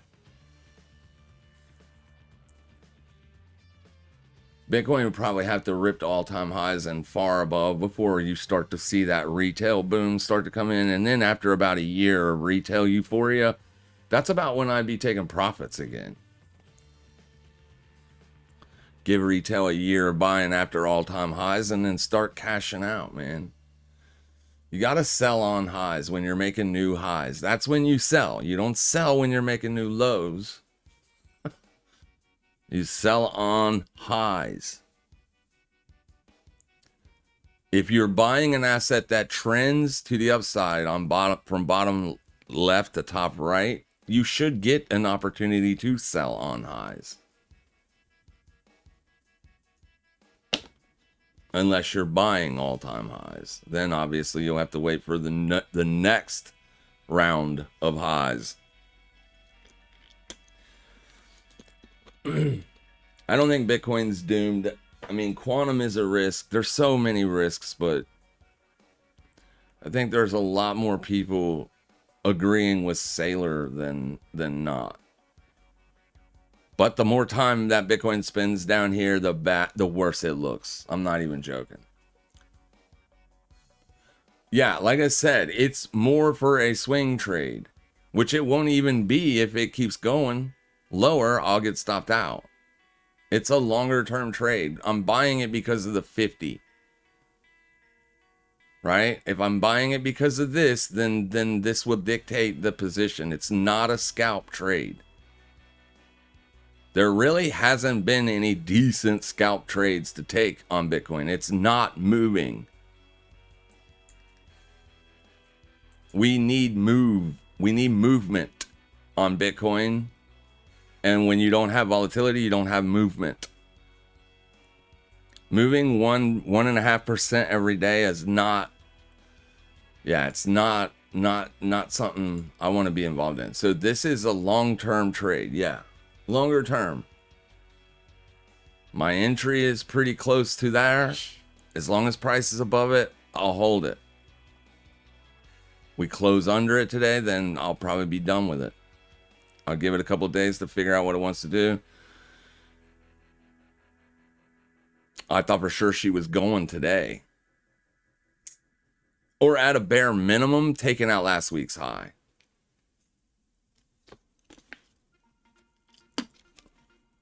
It hasn't done that yet, so maybe that's still on the table. Doesn't really look like it with the USD breaking out. There's your USD chart, the only one that matters. As long as this chart is grinding higher, then dollar is up.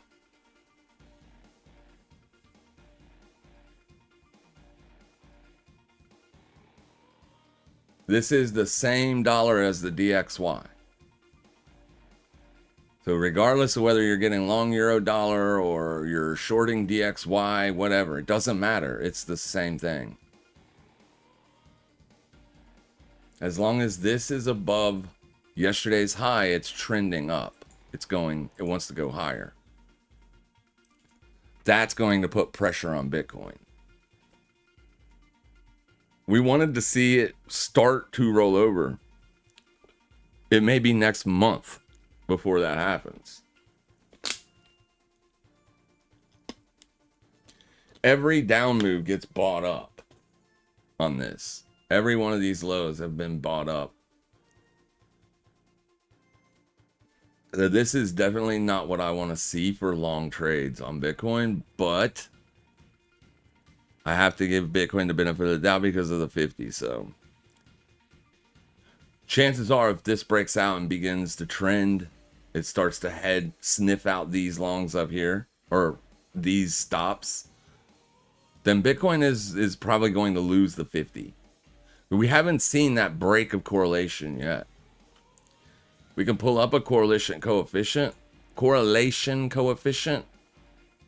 but that indicator changes on a daily basis, almost.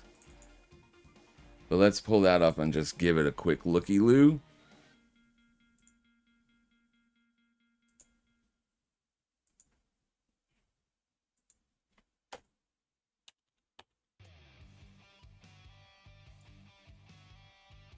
Yeah, it's still heavily inversely correlated. So 0 means no correlation. Strong correlation. Negative is inverse correlation. That's how this indicator works. So very strong inverse correlation still. As long as you have an inverse correlation of greater than 70, the dollar is probably going to dictate directional bias on Bitcoin.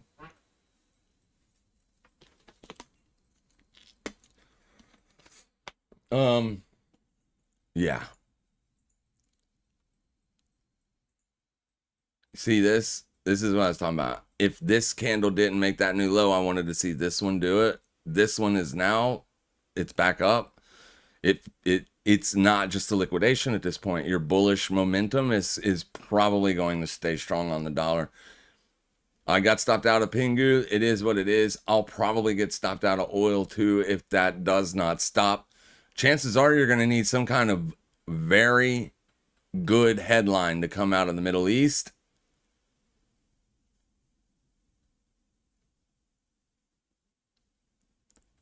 So it just makes sense to be more strongly bullish on dollar positions right now in the Forex market.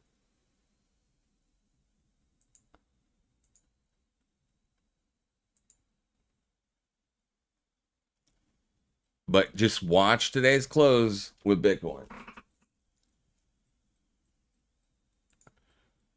Yeah, even euro dollar is kind of just chopping here. Very tight ranges, but just no trend.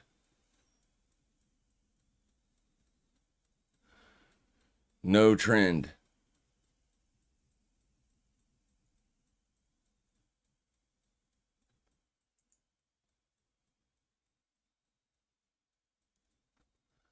Even Aussie dollar hasn't gone anywhere in the last couple of weeks. It's the brand new week though. So, I mean, it's the beginning of the week. We got a 4-day trading week this week. We just liquidated last week's high on dollar yen, so maybe now we get the move, or at least we'll know later on what it's looking to continue to do. Any kind of, where is it? There it is. I wouldn't anticipate a breakdown though. Like a large breakdown. But these levels are going to be points of contention, to say the minimum, right?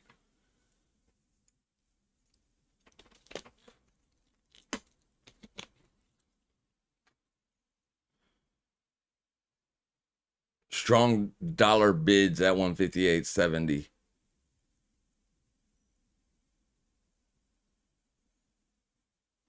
Now let's see if those sellers bat it right back down to 158.70. If they do, I'd be a buyer down there probably. I was hoping the breakout would be today on Bitcoin. It just lacks conviction.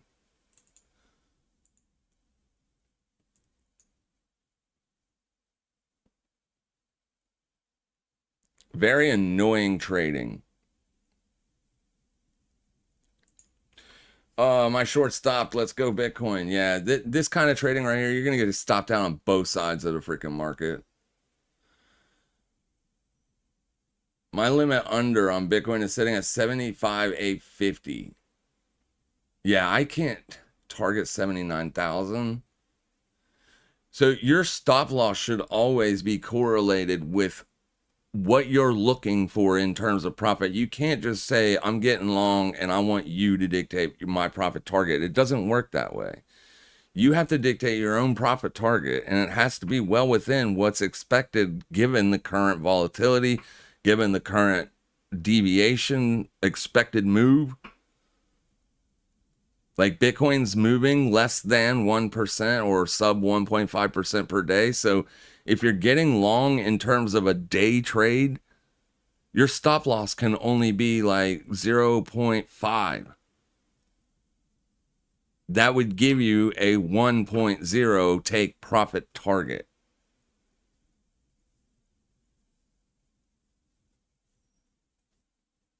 That's like a $200 range. No, 75.8 to 79. That's a large range. So you're long 75.8. So you're long from here.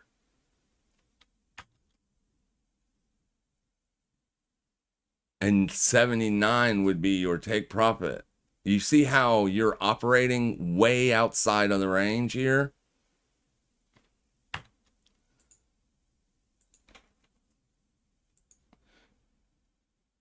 I'm not going to say that buying this was a bad area to buy. I'm not saying that at all. But I'm just saying, see how your profit target is way up here? Like, you're operating way outside. You need a breakout and then continuation to be right. I hope you wasn't asking me if I know what it's going to do, because I don't. I would ask, where is your stop loss? And that should be, whatever your stop loss is, you should only be looking for 2 times more for your take profit. Always. It's a risk 1, lose half. If you risk 2, you lose 1.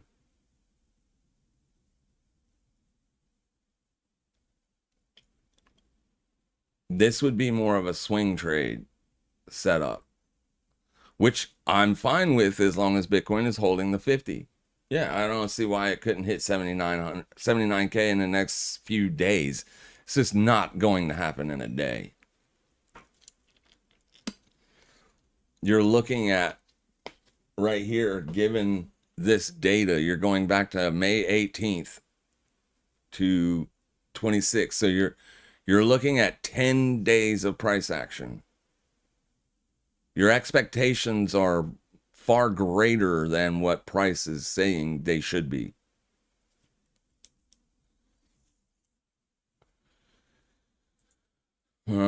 I did a little bit here. Let me help you. Okay, so like for day traders, let me help you. You guys, I understand that you guys, most of you don't have any clue what you're doing, right? You have no idea what you're looking for. None whatsoever. So this, you can go ahead and stomp this time stamp right now from here until about 15 minutes. When you're looking for day trades, you're only looking for what price is doing, right? So if price is, I've already said this, but if it's not moving 2%, then you can't have a 2% target. So Bitcoin is sticking within 1%. So you need to be operating around 0 and then putting a take profit at plus or minus 70. Like that would be consistent with what Bitcoin can do inside of a day. So let's do this. Let's go back a little bit in time here. Start new. Okay. So when I'm scalping ranges, that's what I do. That's what I am. I'm a range-bound scalper, if you will. I'm usually trying to allow price to dictate directional bias, but I know that nobody truly knows what's going to happen. So if you're looking for a trade, not this day, because this day has played out. Tomorrow, this day is the day that you're going to be looking for a trade. Would you buy this? If so, your upside target could only be here. Why? Because resistance is up there. Price traded up there, then reversed. So there's no guarantee price will even go back to here. The best buy opportunity, if your signals, your intraday signals were you need to be bullish today, the only place that you can get long is here.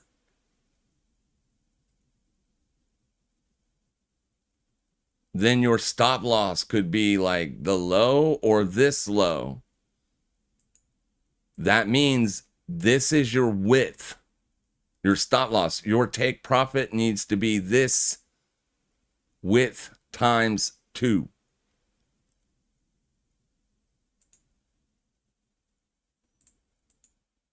Where is it? So this would be what you would be looking for to set the next day trade up. So what you would need to do then is you would need to wait for a pullback. What happened to the epic pen, dude? This thing always does this.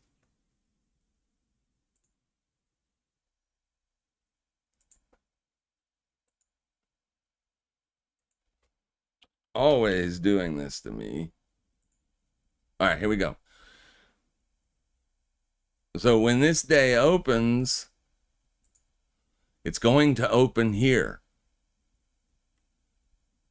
You're not looking to trade this right here unless you're super bullish, because by getting long here at the open, that is a very aggressive long. Because this could pull back to here and then rally to here. This would be the opportunity.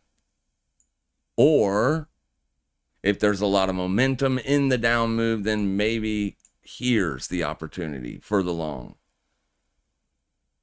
But no matter what, your take profit needs to fit inside of this range. If your take profits are way farther, you're into the likelihood of your trade even working out is so bad in terms of just risk to reward. It's so bad, it's not likely going to happen. You're putting the probabilities against you. Now, you don't have to be a buyer on this day. You could be a seller, right? You could have a bearish bias, and in that scenario, your sell would be here. I don't know where your stop is, but wherever you put it, your take profit should only be 2. So then when this day opens and it trades up and it liquidates prior day's high, you enter your short and you get out when your take profit gets fired. When you get triggered, you're getting out. But it still must be well within this range. If you're doing, like, you can't have a profit target like this. When you see people doing that on Twitter, you automatically know that they do not know what they're talking about. They are not professional traders. They're most likely not really a trader, and they're just trying to get clicks and sell stuff via social media, or they are just so far out there in terms of, like, they don't understand math. Because, like, every day you get a standard deviation. Every single day. Every single day, you're going to have a standard deviation. All the professional traders know that, And all the professional traders are operating inside of that standard deviation. This is why price chops back and forth. This is why price does this.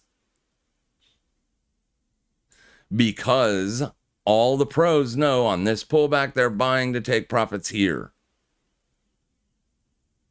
Same for the sellers. Their sellers are getting short here. They're taking profits here. That's why price does this. In a trending environment, you can do that. You can have further expectation trades because you're doing it for a multi-day hold. You have a week or 2 week long time window. And in that scenario, you need, so like a real good indicator is going to be average true range. That will be the perfect indicator to help you get profit targets. If you don't understand, like the only thing you know is entry. I need to get in, up or down, please. Like nobody knows that. If I knew which way price was going to go, I'd have 70 million subscribers. Regardless of what I sound like or look like, if I knew what price was going to do every single day, I would have 100 million subscribers. And that can be said for anybody on social media. Because chances are you typed in a Google search bar, I want to make money, and then boom, trading popped up, right? So you want to be a trader. Perfect. There's nothing wrong with that. It's what I did. Right? But you must learn a strategy. You can't just go out there and wing it. Winging it is going to get you nowhere. But anyway, let's play this day forward one day. Okay, obviously it was a sell and you did not get an opportunity to take that sell all the way up there. So going into the next day, what would your directional bias be? Well, for us trade talkers, we would be more bearish here, given that we got that 21-day close. So when this day closes, we automatically know we can only look for entries at the midpoint of yesterday, which would be this day, or the open, or the high. That is it. Those are the only places on the chart that you can look for a short. So you must wait for price to pull back to here. Then you can put risk on. Then you can target right here. Right? Now, if price continues to push above that, this is why you have to learn how to mitigate risk. So you can't take a 100x levered trade here with all of your money, because chances are you're going to get stopped out and you will not be able to try again up here. If you do your risk management the right way, you don't have to guess which way it's going to go. Like, it doesn't matter. You will be right at least 40% of the time. And if you have a 2-to-1 risk to reward, math dictates over time you will make money. As long as you have a 50 or 40% win rate or better. It's simple math. It's the get rich quick people that will never get this. They never will, because they don't want to grow money over time. They want to play one trade and get rich. That's never going to happen. They have a better chance to just go buy 20 or 50 or $100 worth of lottery tickets and scratch those off. They would do better than they will in the market. All right. That's what separates the pros from the gamblers. Play this day out one day. Okay, it didn't give us an opportunity, but at least we made a lower low, lower high. So going into the next day, here and here will be the most likely areas to put on a short or the midpoint. See there, the one time I don't put the midpoint on, you get a wick right into the midpoint. And still target would have been right there. So you can see how this candle opened, pulled back inside of this candle's range to the midpoint. That's where the sellers put on their trade. They took their trade off right here. But because you have breakdown traders getting involved and just the way price works, momentum carried the lows lower. This is why we never want to try to buy on this day, especially if we're trending under this low, because you're trying to buy a falling knife. You're trying to buy when the market is literally telling you today is not the day to be a buyer. The sellers are getting paid today, not the buyers. And so on and so forth. And we just keep doing that day in and day out, day in and day out. So tomorrow, because you got a 50-day exponential moving average, the only opportunity would be a long there. So when the next day opens, which shit, I can't do this with this mouse. The day opens, you're going to wait for a push down. And then when it comes back, you're going to put on your long. You're going to put your little stop loss there. And your take profit is going to be 2 of this width. 2. And then if you're right, price will trigger you on that fill. And that will be one successful trade out of, you didn't trade here, you didn't trade there. You didn't trade there, but you went 3 days without losing money. And if you're right here, obviously I don't know, but that'll be one day to the good. And then we just do this every single day for the rest of our lives. And as long as you're really good at mitigating risk, as long as you do that and only that, you will make money long term. It's math. You don't have to be a rocket scientist. Now, there are other things that we implement in our trading, but like when I see people ask me for, I'm long at this price, my take profit is at this price, and then I go look at the chart and they got long, say, here, and then their take profit is $178,000. Obviously, yeah, like that's a multi-decade trade. That isn't a day trade. That's a multi-decade trade. Lots of time for that to happen. Because price generally moves about the same every day, give or take a few percentage points.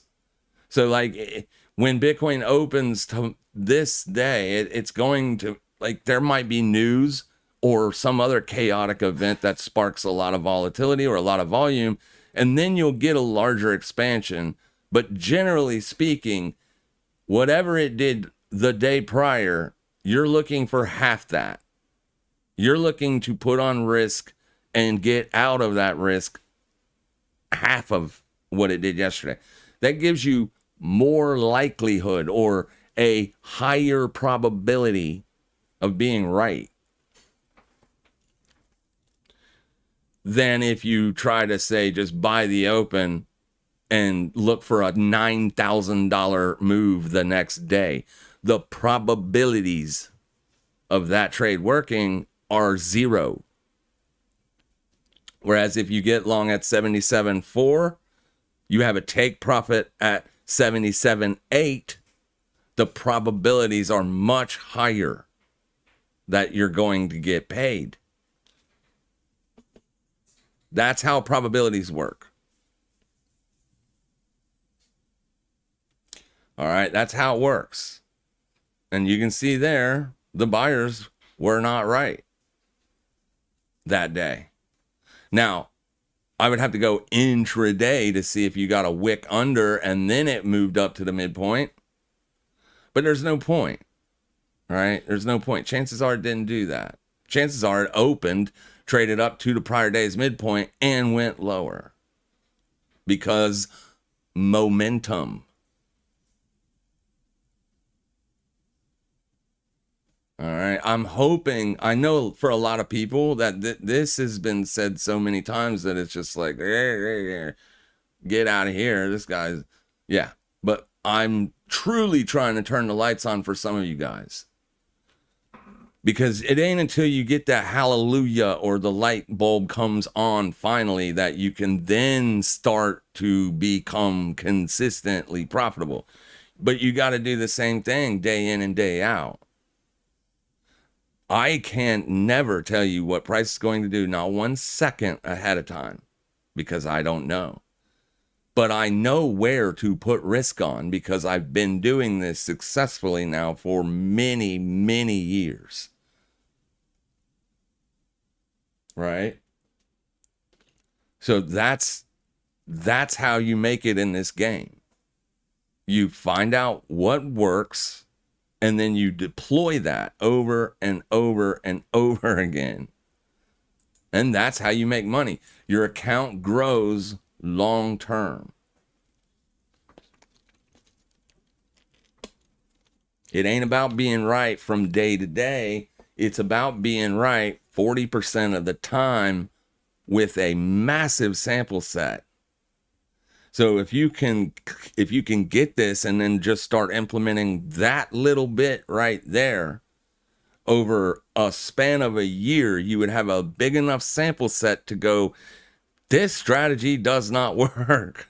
Or if I just simply add on the deltas, for instance, and the POC, then enter the long or short, then that bumps the win rate up significantly. And then wham, bam, you have a day trading strategy that over time pays the bills. And here's the thing, you don't have to be rich. That's the benefit of this. You can get prop money now so easily, you don't even need to prove profitability. But if you want a real prop firm trading job, if you can show them a year and a half or 2 years of back trades and how you manage risk throughout that time, and they'll look, boom, boom, boom, boom, boom, that will give them an idea where to start you at, and they'll give you money, and then they'll work out a deal with you. Here's the money, trade your strategy, or better yet, let us teach you ours. And you trade our strategy, and we'll give you 50% of the money. You just need a consistently profitable strategy. You can't have 75 strategies implemented either. You got to track each single one. Each one has entry criteria. Each one has exit criteria. Each one has time frame. All of it. Like, there's so many metrics. When I talk and I'm doing live streams, I'm generally just shooting off the hip, probably about 27 different strategies, right? Because I just implement everything into my trading. Today was not successful. I got news for you. Last week was not successful. Last week was the first week in, I don't know, about 6 or 8 weeks in a row where I closed the week out red. Last week. Because when price starts to do this bullshit, where you're not making higher highs and getting continuation, or you're not making lower lows and getting continuation, that's what we call sideways. markets. And when that's happening, being a directionally biased trader is difficult. Usually, depending on how much capital you have and different strategies you're using, but like someone like me can also implement a call selling strategy or put selling strategies in with the rest of the strategies that I'm running, right? But generally speaking, what I'm doing is I am a trend following scalper when there's volatility. So like when this devol starts to elevate and continue multiple days in a row, not just one, right? I want to see a day up. I want to see the next day do this. Then the next day, maybe this, and then this, and then this, and then this, right? This makes me instantly become a seller. And then when volatility is ripping, you never want to be a freaking buyer. Ever. I don't care what asset you're trading. If the VIX is doing this, or this is doing this, you are not a buyer. Volatility is a killer to bulls. Bulls make money when vol goes down. Sellers make money when vol goes up, which has been the reason why we haven't been a seller in a long freaking time. It isn't because I'm an idiot or a perma bull. It's because I've been doing this a long time. And I have to keep my community on the right side of the market. But yeah, I mean, the sellers have not been right for a long freaking time, dude. The sellers have not been right since February, since the lows of February.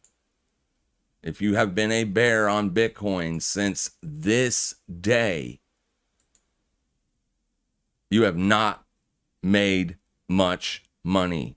You might have made money on a couple of these days, but if you're shorting every day, you are losing. Your Benjamin Crumpets and all your people that's got like a lot of followers, they are not trading every day. They might not ever be putting on real risk. That's why they never change their bias. A scalper has to change their bias often depending on what market you're in. So we've been bullish since April, but there has been a few times since April that I was bearish, right? That's why, because price is ever changing. It's constantly evolving as time goes on, day after day after day. You've got millions of people like me out there, successful scalpers who are constantly looking for changing market direction or changing market environments, all that stuff. But this isn't a good sign, but it still does not mean that the bears have got it yet. Right? But with that being said, if Bitcoin closes under 76,743 today, it's going to be not great for the bulls.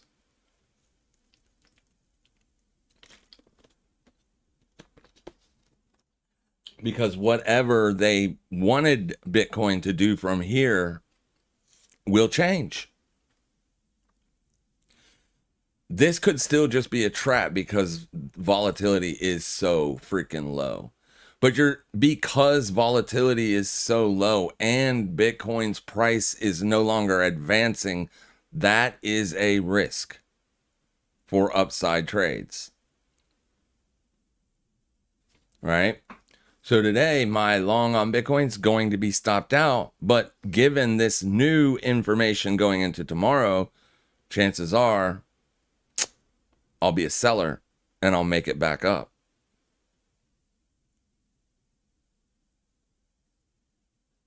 Because we're on the lows. So now the selling starts to look a little bit better. You close under this, the selling's going to look a lot better. And then you couple onto that what I said earlier about, well, shit, I got rid of it. What I said about holding positions for a long period of time.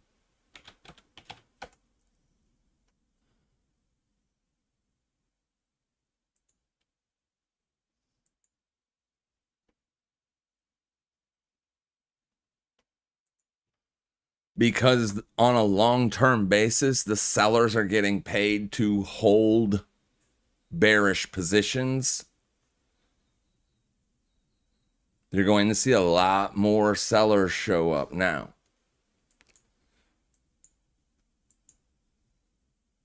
Especially if you get that close. This is a bearish engulfing candle at resistance. So look where the sellers got short today. Where were the sellers take profit targets?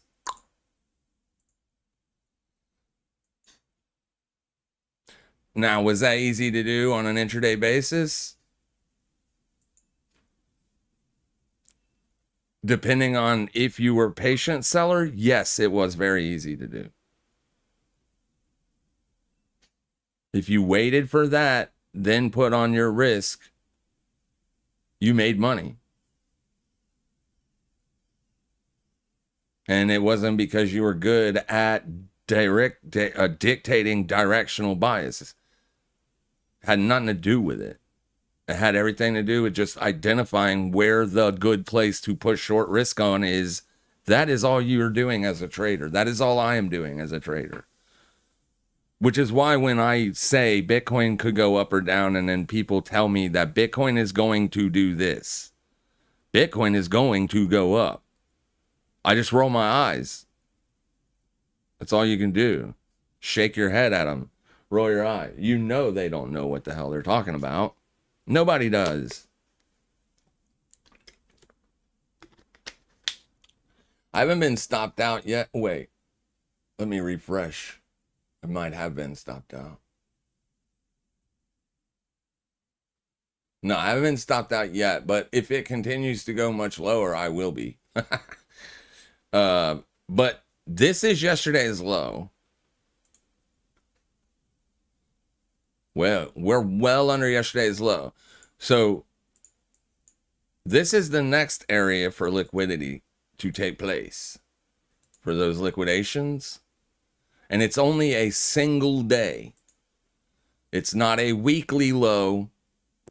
And it's not a 3-day low. It's just a single day's low. For the next 3-day low, that's all the way down here. And then for the next weekly low, it's in the same place. So with that being said, we can accurately say that at least as of right now, it does look like Bitcoin just set the weekly high.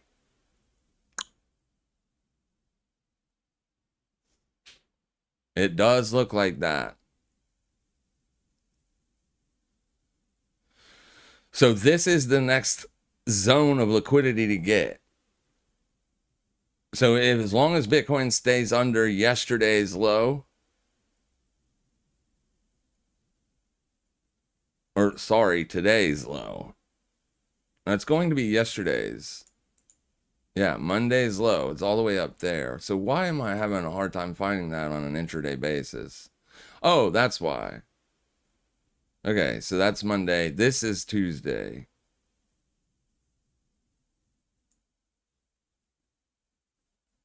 Monday's open is here. I mean, Tuesday's open is here. So this was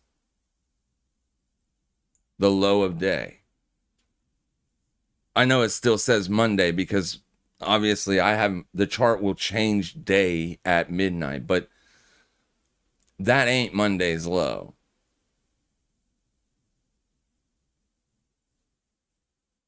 Yes, it is. There's Sunday 2000 hours. So that was the week open is right here. Boom. Okay, so this was the weekly low. You just made a fresh week high and then a fresh weekly low. That usually has bearish implications. So now all pullbacks going into tomorrow, depending on where today closes and what the low ends up being, will be dictated off of that range. So like if today were to close like this right here, right now, the best first place to look for sells would be here at the midpoint. But you got a long time to go before the days it closes. The chances are it's coming here, right? That's where the next liquidation point is. So it looks like it's going there. But buyers could still defend here. And they could defend there as well. There's no guarantee that the sellers are going to win this week. They have the benefit of the doubt, especially with the dollar rallying. I'm not trying to be a permabull here. Chances are you're going to be a seller tomorrow. Unless for whatever reason the dollar dumps today and Bitcoin rallies up the rest of the day and ends up closing back up into this area. That'd be the only way I'd still be a buyer going into tomorrow. But chances are, since you've liquidated yesterday's low, you've made a fresh weekly low. Now you're heading into last week swings to liquidate. I would say that's momentum will probably carry you through. So I wouldn't be trying to be a buyer anymore today. I'd wait till tomorrow. And then by then you'll have a nice big fat bearish engulfing and a big fat close under the 50. That'll give you more reasons to go into tomorrow's range with a bearish, with a bearish bias. Now, obviously, there's going to be some things that you can look at to help you with those intraday biases. Like I said, cumulative volume deltas. This still looks fine for upside continuation. I don't think you're going to see an upside expansion today. I'm just simply saying, if the day closes out and deltas are back up to 600, your chances are price is rallying. And in those scenarios, it just becomes a whole lot more difficult to get long. But it's almost noon, so this was the expansion. This was the expansion. So our day is done, period. I did ultimately get stopped out of oil as it rallied. Like I said, dollar breaking out. It's rallying. Could fail here, but I would not put on the risk for that. Chances are we're going to see a downside move on Bitcoin from here if it closes weak today. Because you're going to have a lot of sellers show up today. You're going to have aggressive sellers showing up too. As they're going to be willing to sell breakdowns and everything else now. As this will look like an absolute rejection. But the move is still very not big. You haven't taken out yesterday's high on volatility yet.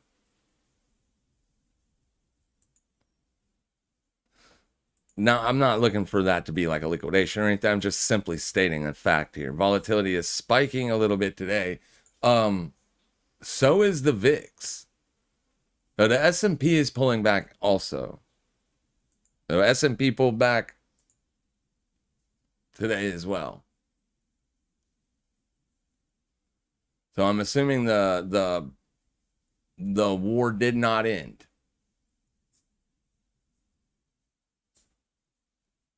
But VIX is gapping up today. It put in this move here. And notice how that's where the sellers got long.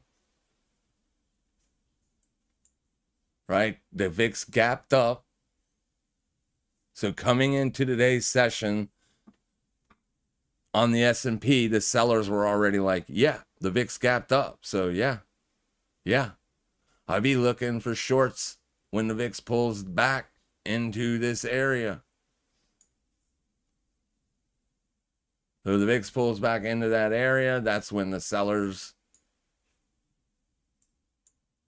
start shorting. No, a little bit later. Risk on for the short here, given the VIX gapping up and all that. You're probably going to see a downside continuation from this.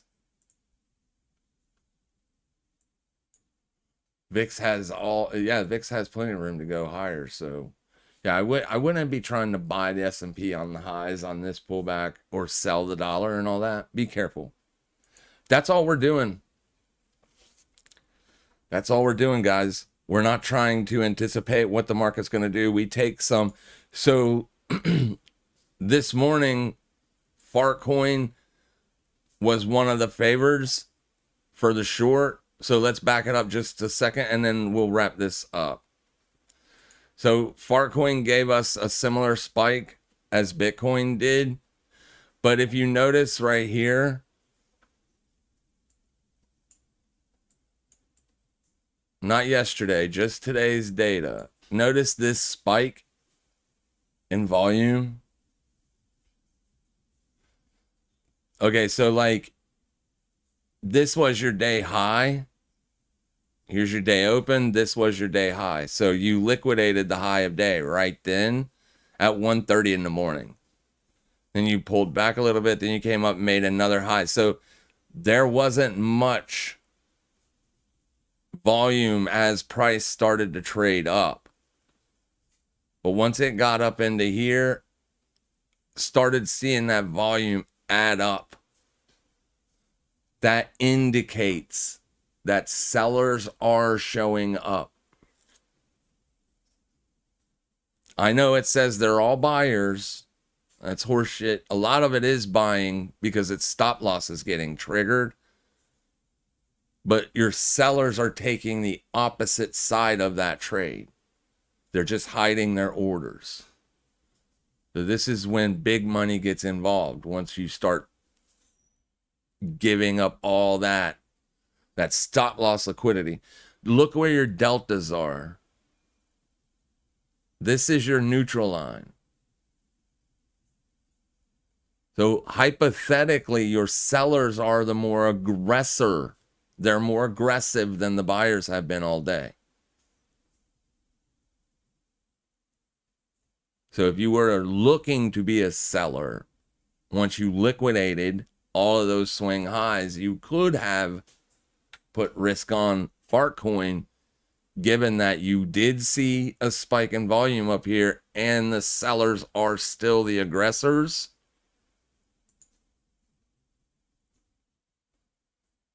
The sellers are still the aggressors. Look how much volume came in there on just one more 30-minute candle close.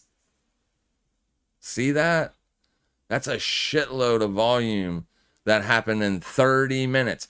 That's a pretty good identifier that something is going on here. Something big. Because if there wasn't anything going on, this volume would still be very small. Very small. Very small nodes. The fact that these nodes are growing means that you're seeing a lot of fresh trades come into the market.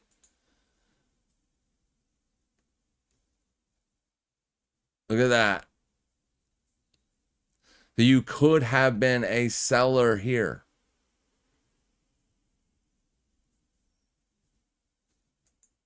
I know it's in hindsight, but you can see how aggressive that volume growed.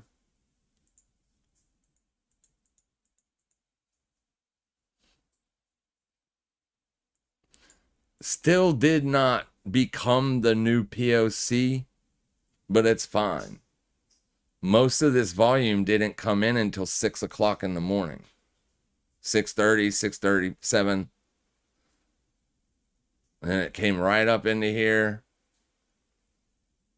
And then that's when the move happened. But look at the deltas. They're still mostly negative. So these are why we look at deltas and point of control on a day-by-day basis. Like, we already know that we're going to be operating inside of yesterday's range unless we're looking to be a seller at yesterday's midpoint-ish or open or what, you know what I mean? An objective level. So right here is yesterday's midpoint. If you wanted to be a seller on Farcoin, because Farcoin closed out red yesterday. Did it? No, it didn't. It closed green. Right here's the open and there's the close. So it closed as a doji. But still, the sellers waited until the midpoint. Right here's the midpoint. And notice how the volume builds up. That's where the sellers were attacking it, right at the midpoint.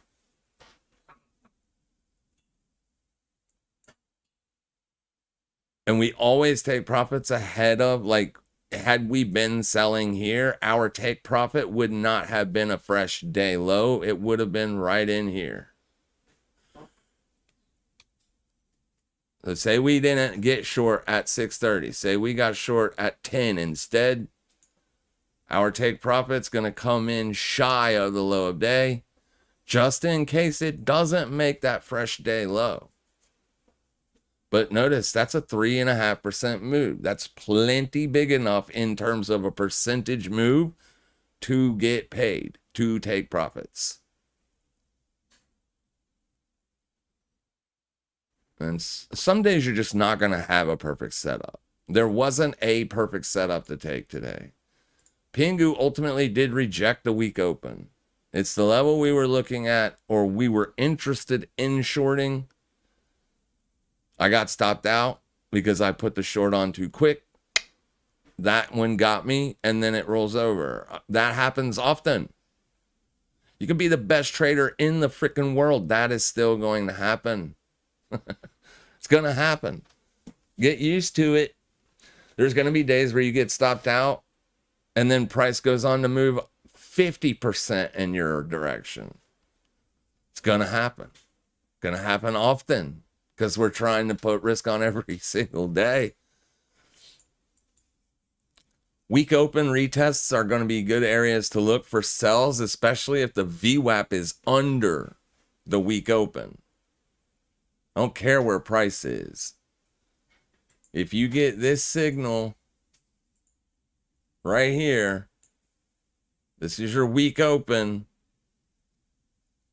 When that VWAP crosses the week open, any pullback, I don't care if it's Wednesday or Thursday, Tuesday, any pullback into this area is going to be the best place to look for shorts.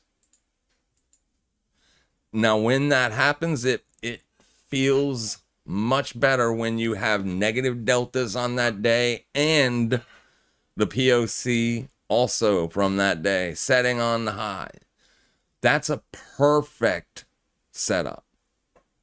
That's generally what we're looking for a perfect setup. So right here, start new one more time. Not quite week open. Yeah, right there's the week open, weekly supply. Okay, fine. I'm okay with it. It's good enough for me.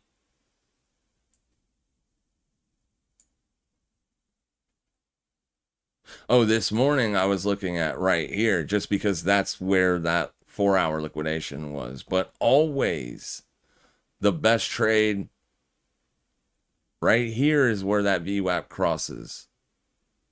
Right here. Right here is going to be the best place to look for trades. Generally speaking, midweek. So you can simply wait for that. You don't have to trade every single day. And my suggestion would be you don't. My strong suggestion would be You wait for the perfect setups only, and then only take perfect setups, because perfect setups will still only work about 50% of the time. There's too much intraday chaos, news headlines, volume. Like, people are they're taking trades based on so many different reasons. So many. Like, it's impossible for you to predict what price is going to do, no matter what the last candle just closed look like. But still, that is always going to be the best place to look for shorts. You wouldn't be targeting the weekly low either. You would be targeting about 2%, right? Those are going to, one trade every week. Do that. One trade every week. Put aside a small amount of money, like $20, $30. Zero leverage. Just play it out. Get a large sample set. Then you can check it for yourself. Yep, I've taken this trade now 365 times. Out of those 365 times, it worked out 73.9% of the time. Therefore, boom. I have this that I can continue to do in the future until it quits working. Then I have to try something else. That's all. That's what we're doing. We're finding edges and we're exploiting them. All right. Yeah, good stuff. Can we close the month above 82, please? 82K, please. It would be nice. It doesn't look like it. It looks like the sellers are winning. So there might have been a bad headline, but there was just a lot of longs, offsides on that. That's all you can say. I was offsides. Shouldn't have been. The dollar was bullish. We should have been bearish today, but we tried to get bearish Pingu. We just a little early. That's all. I was just early. Early is going to happen. Literally I was 30 minutes early. 30 minutes. And then the trade works perfectly right after. So this is proof that you can be patient, too patient. And sometimes being too patient isn't patient enough when it comes to trading. Millions of strategies out there. YouTube ads are so aggressive. Yeah, they are. I just sent along. Thanks. I need to be put back in my box. I needed to be reminded to stick to the plan. Yes, always, always, always, always stick to the plan. Have to, man.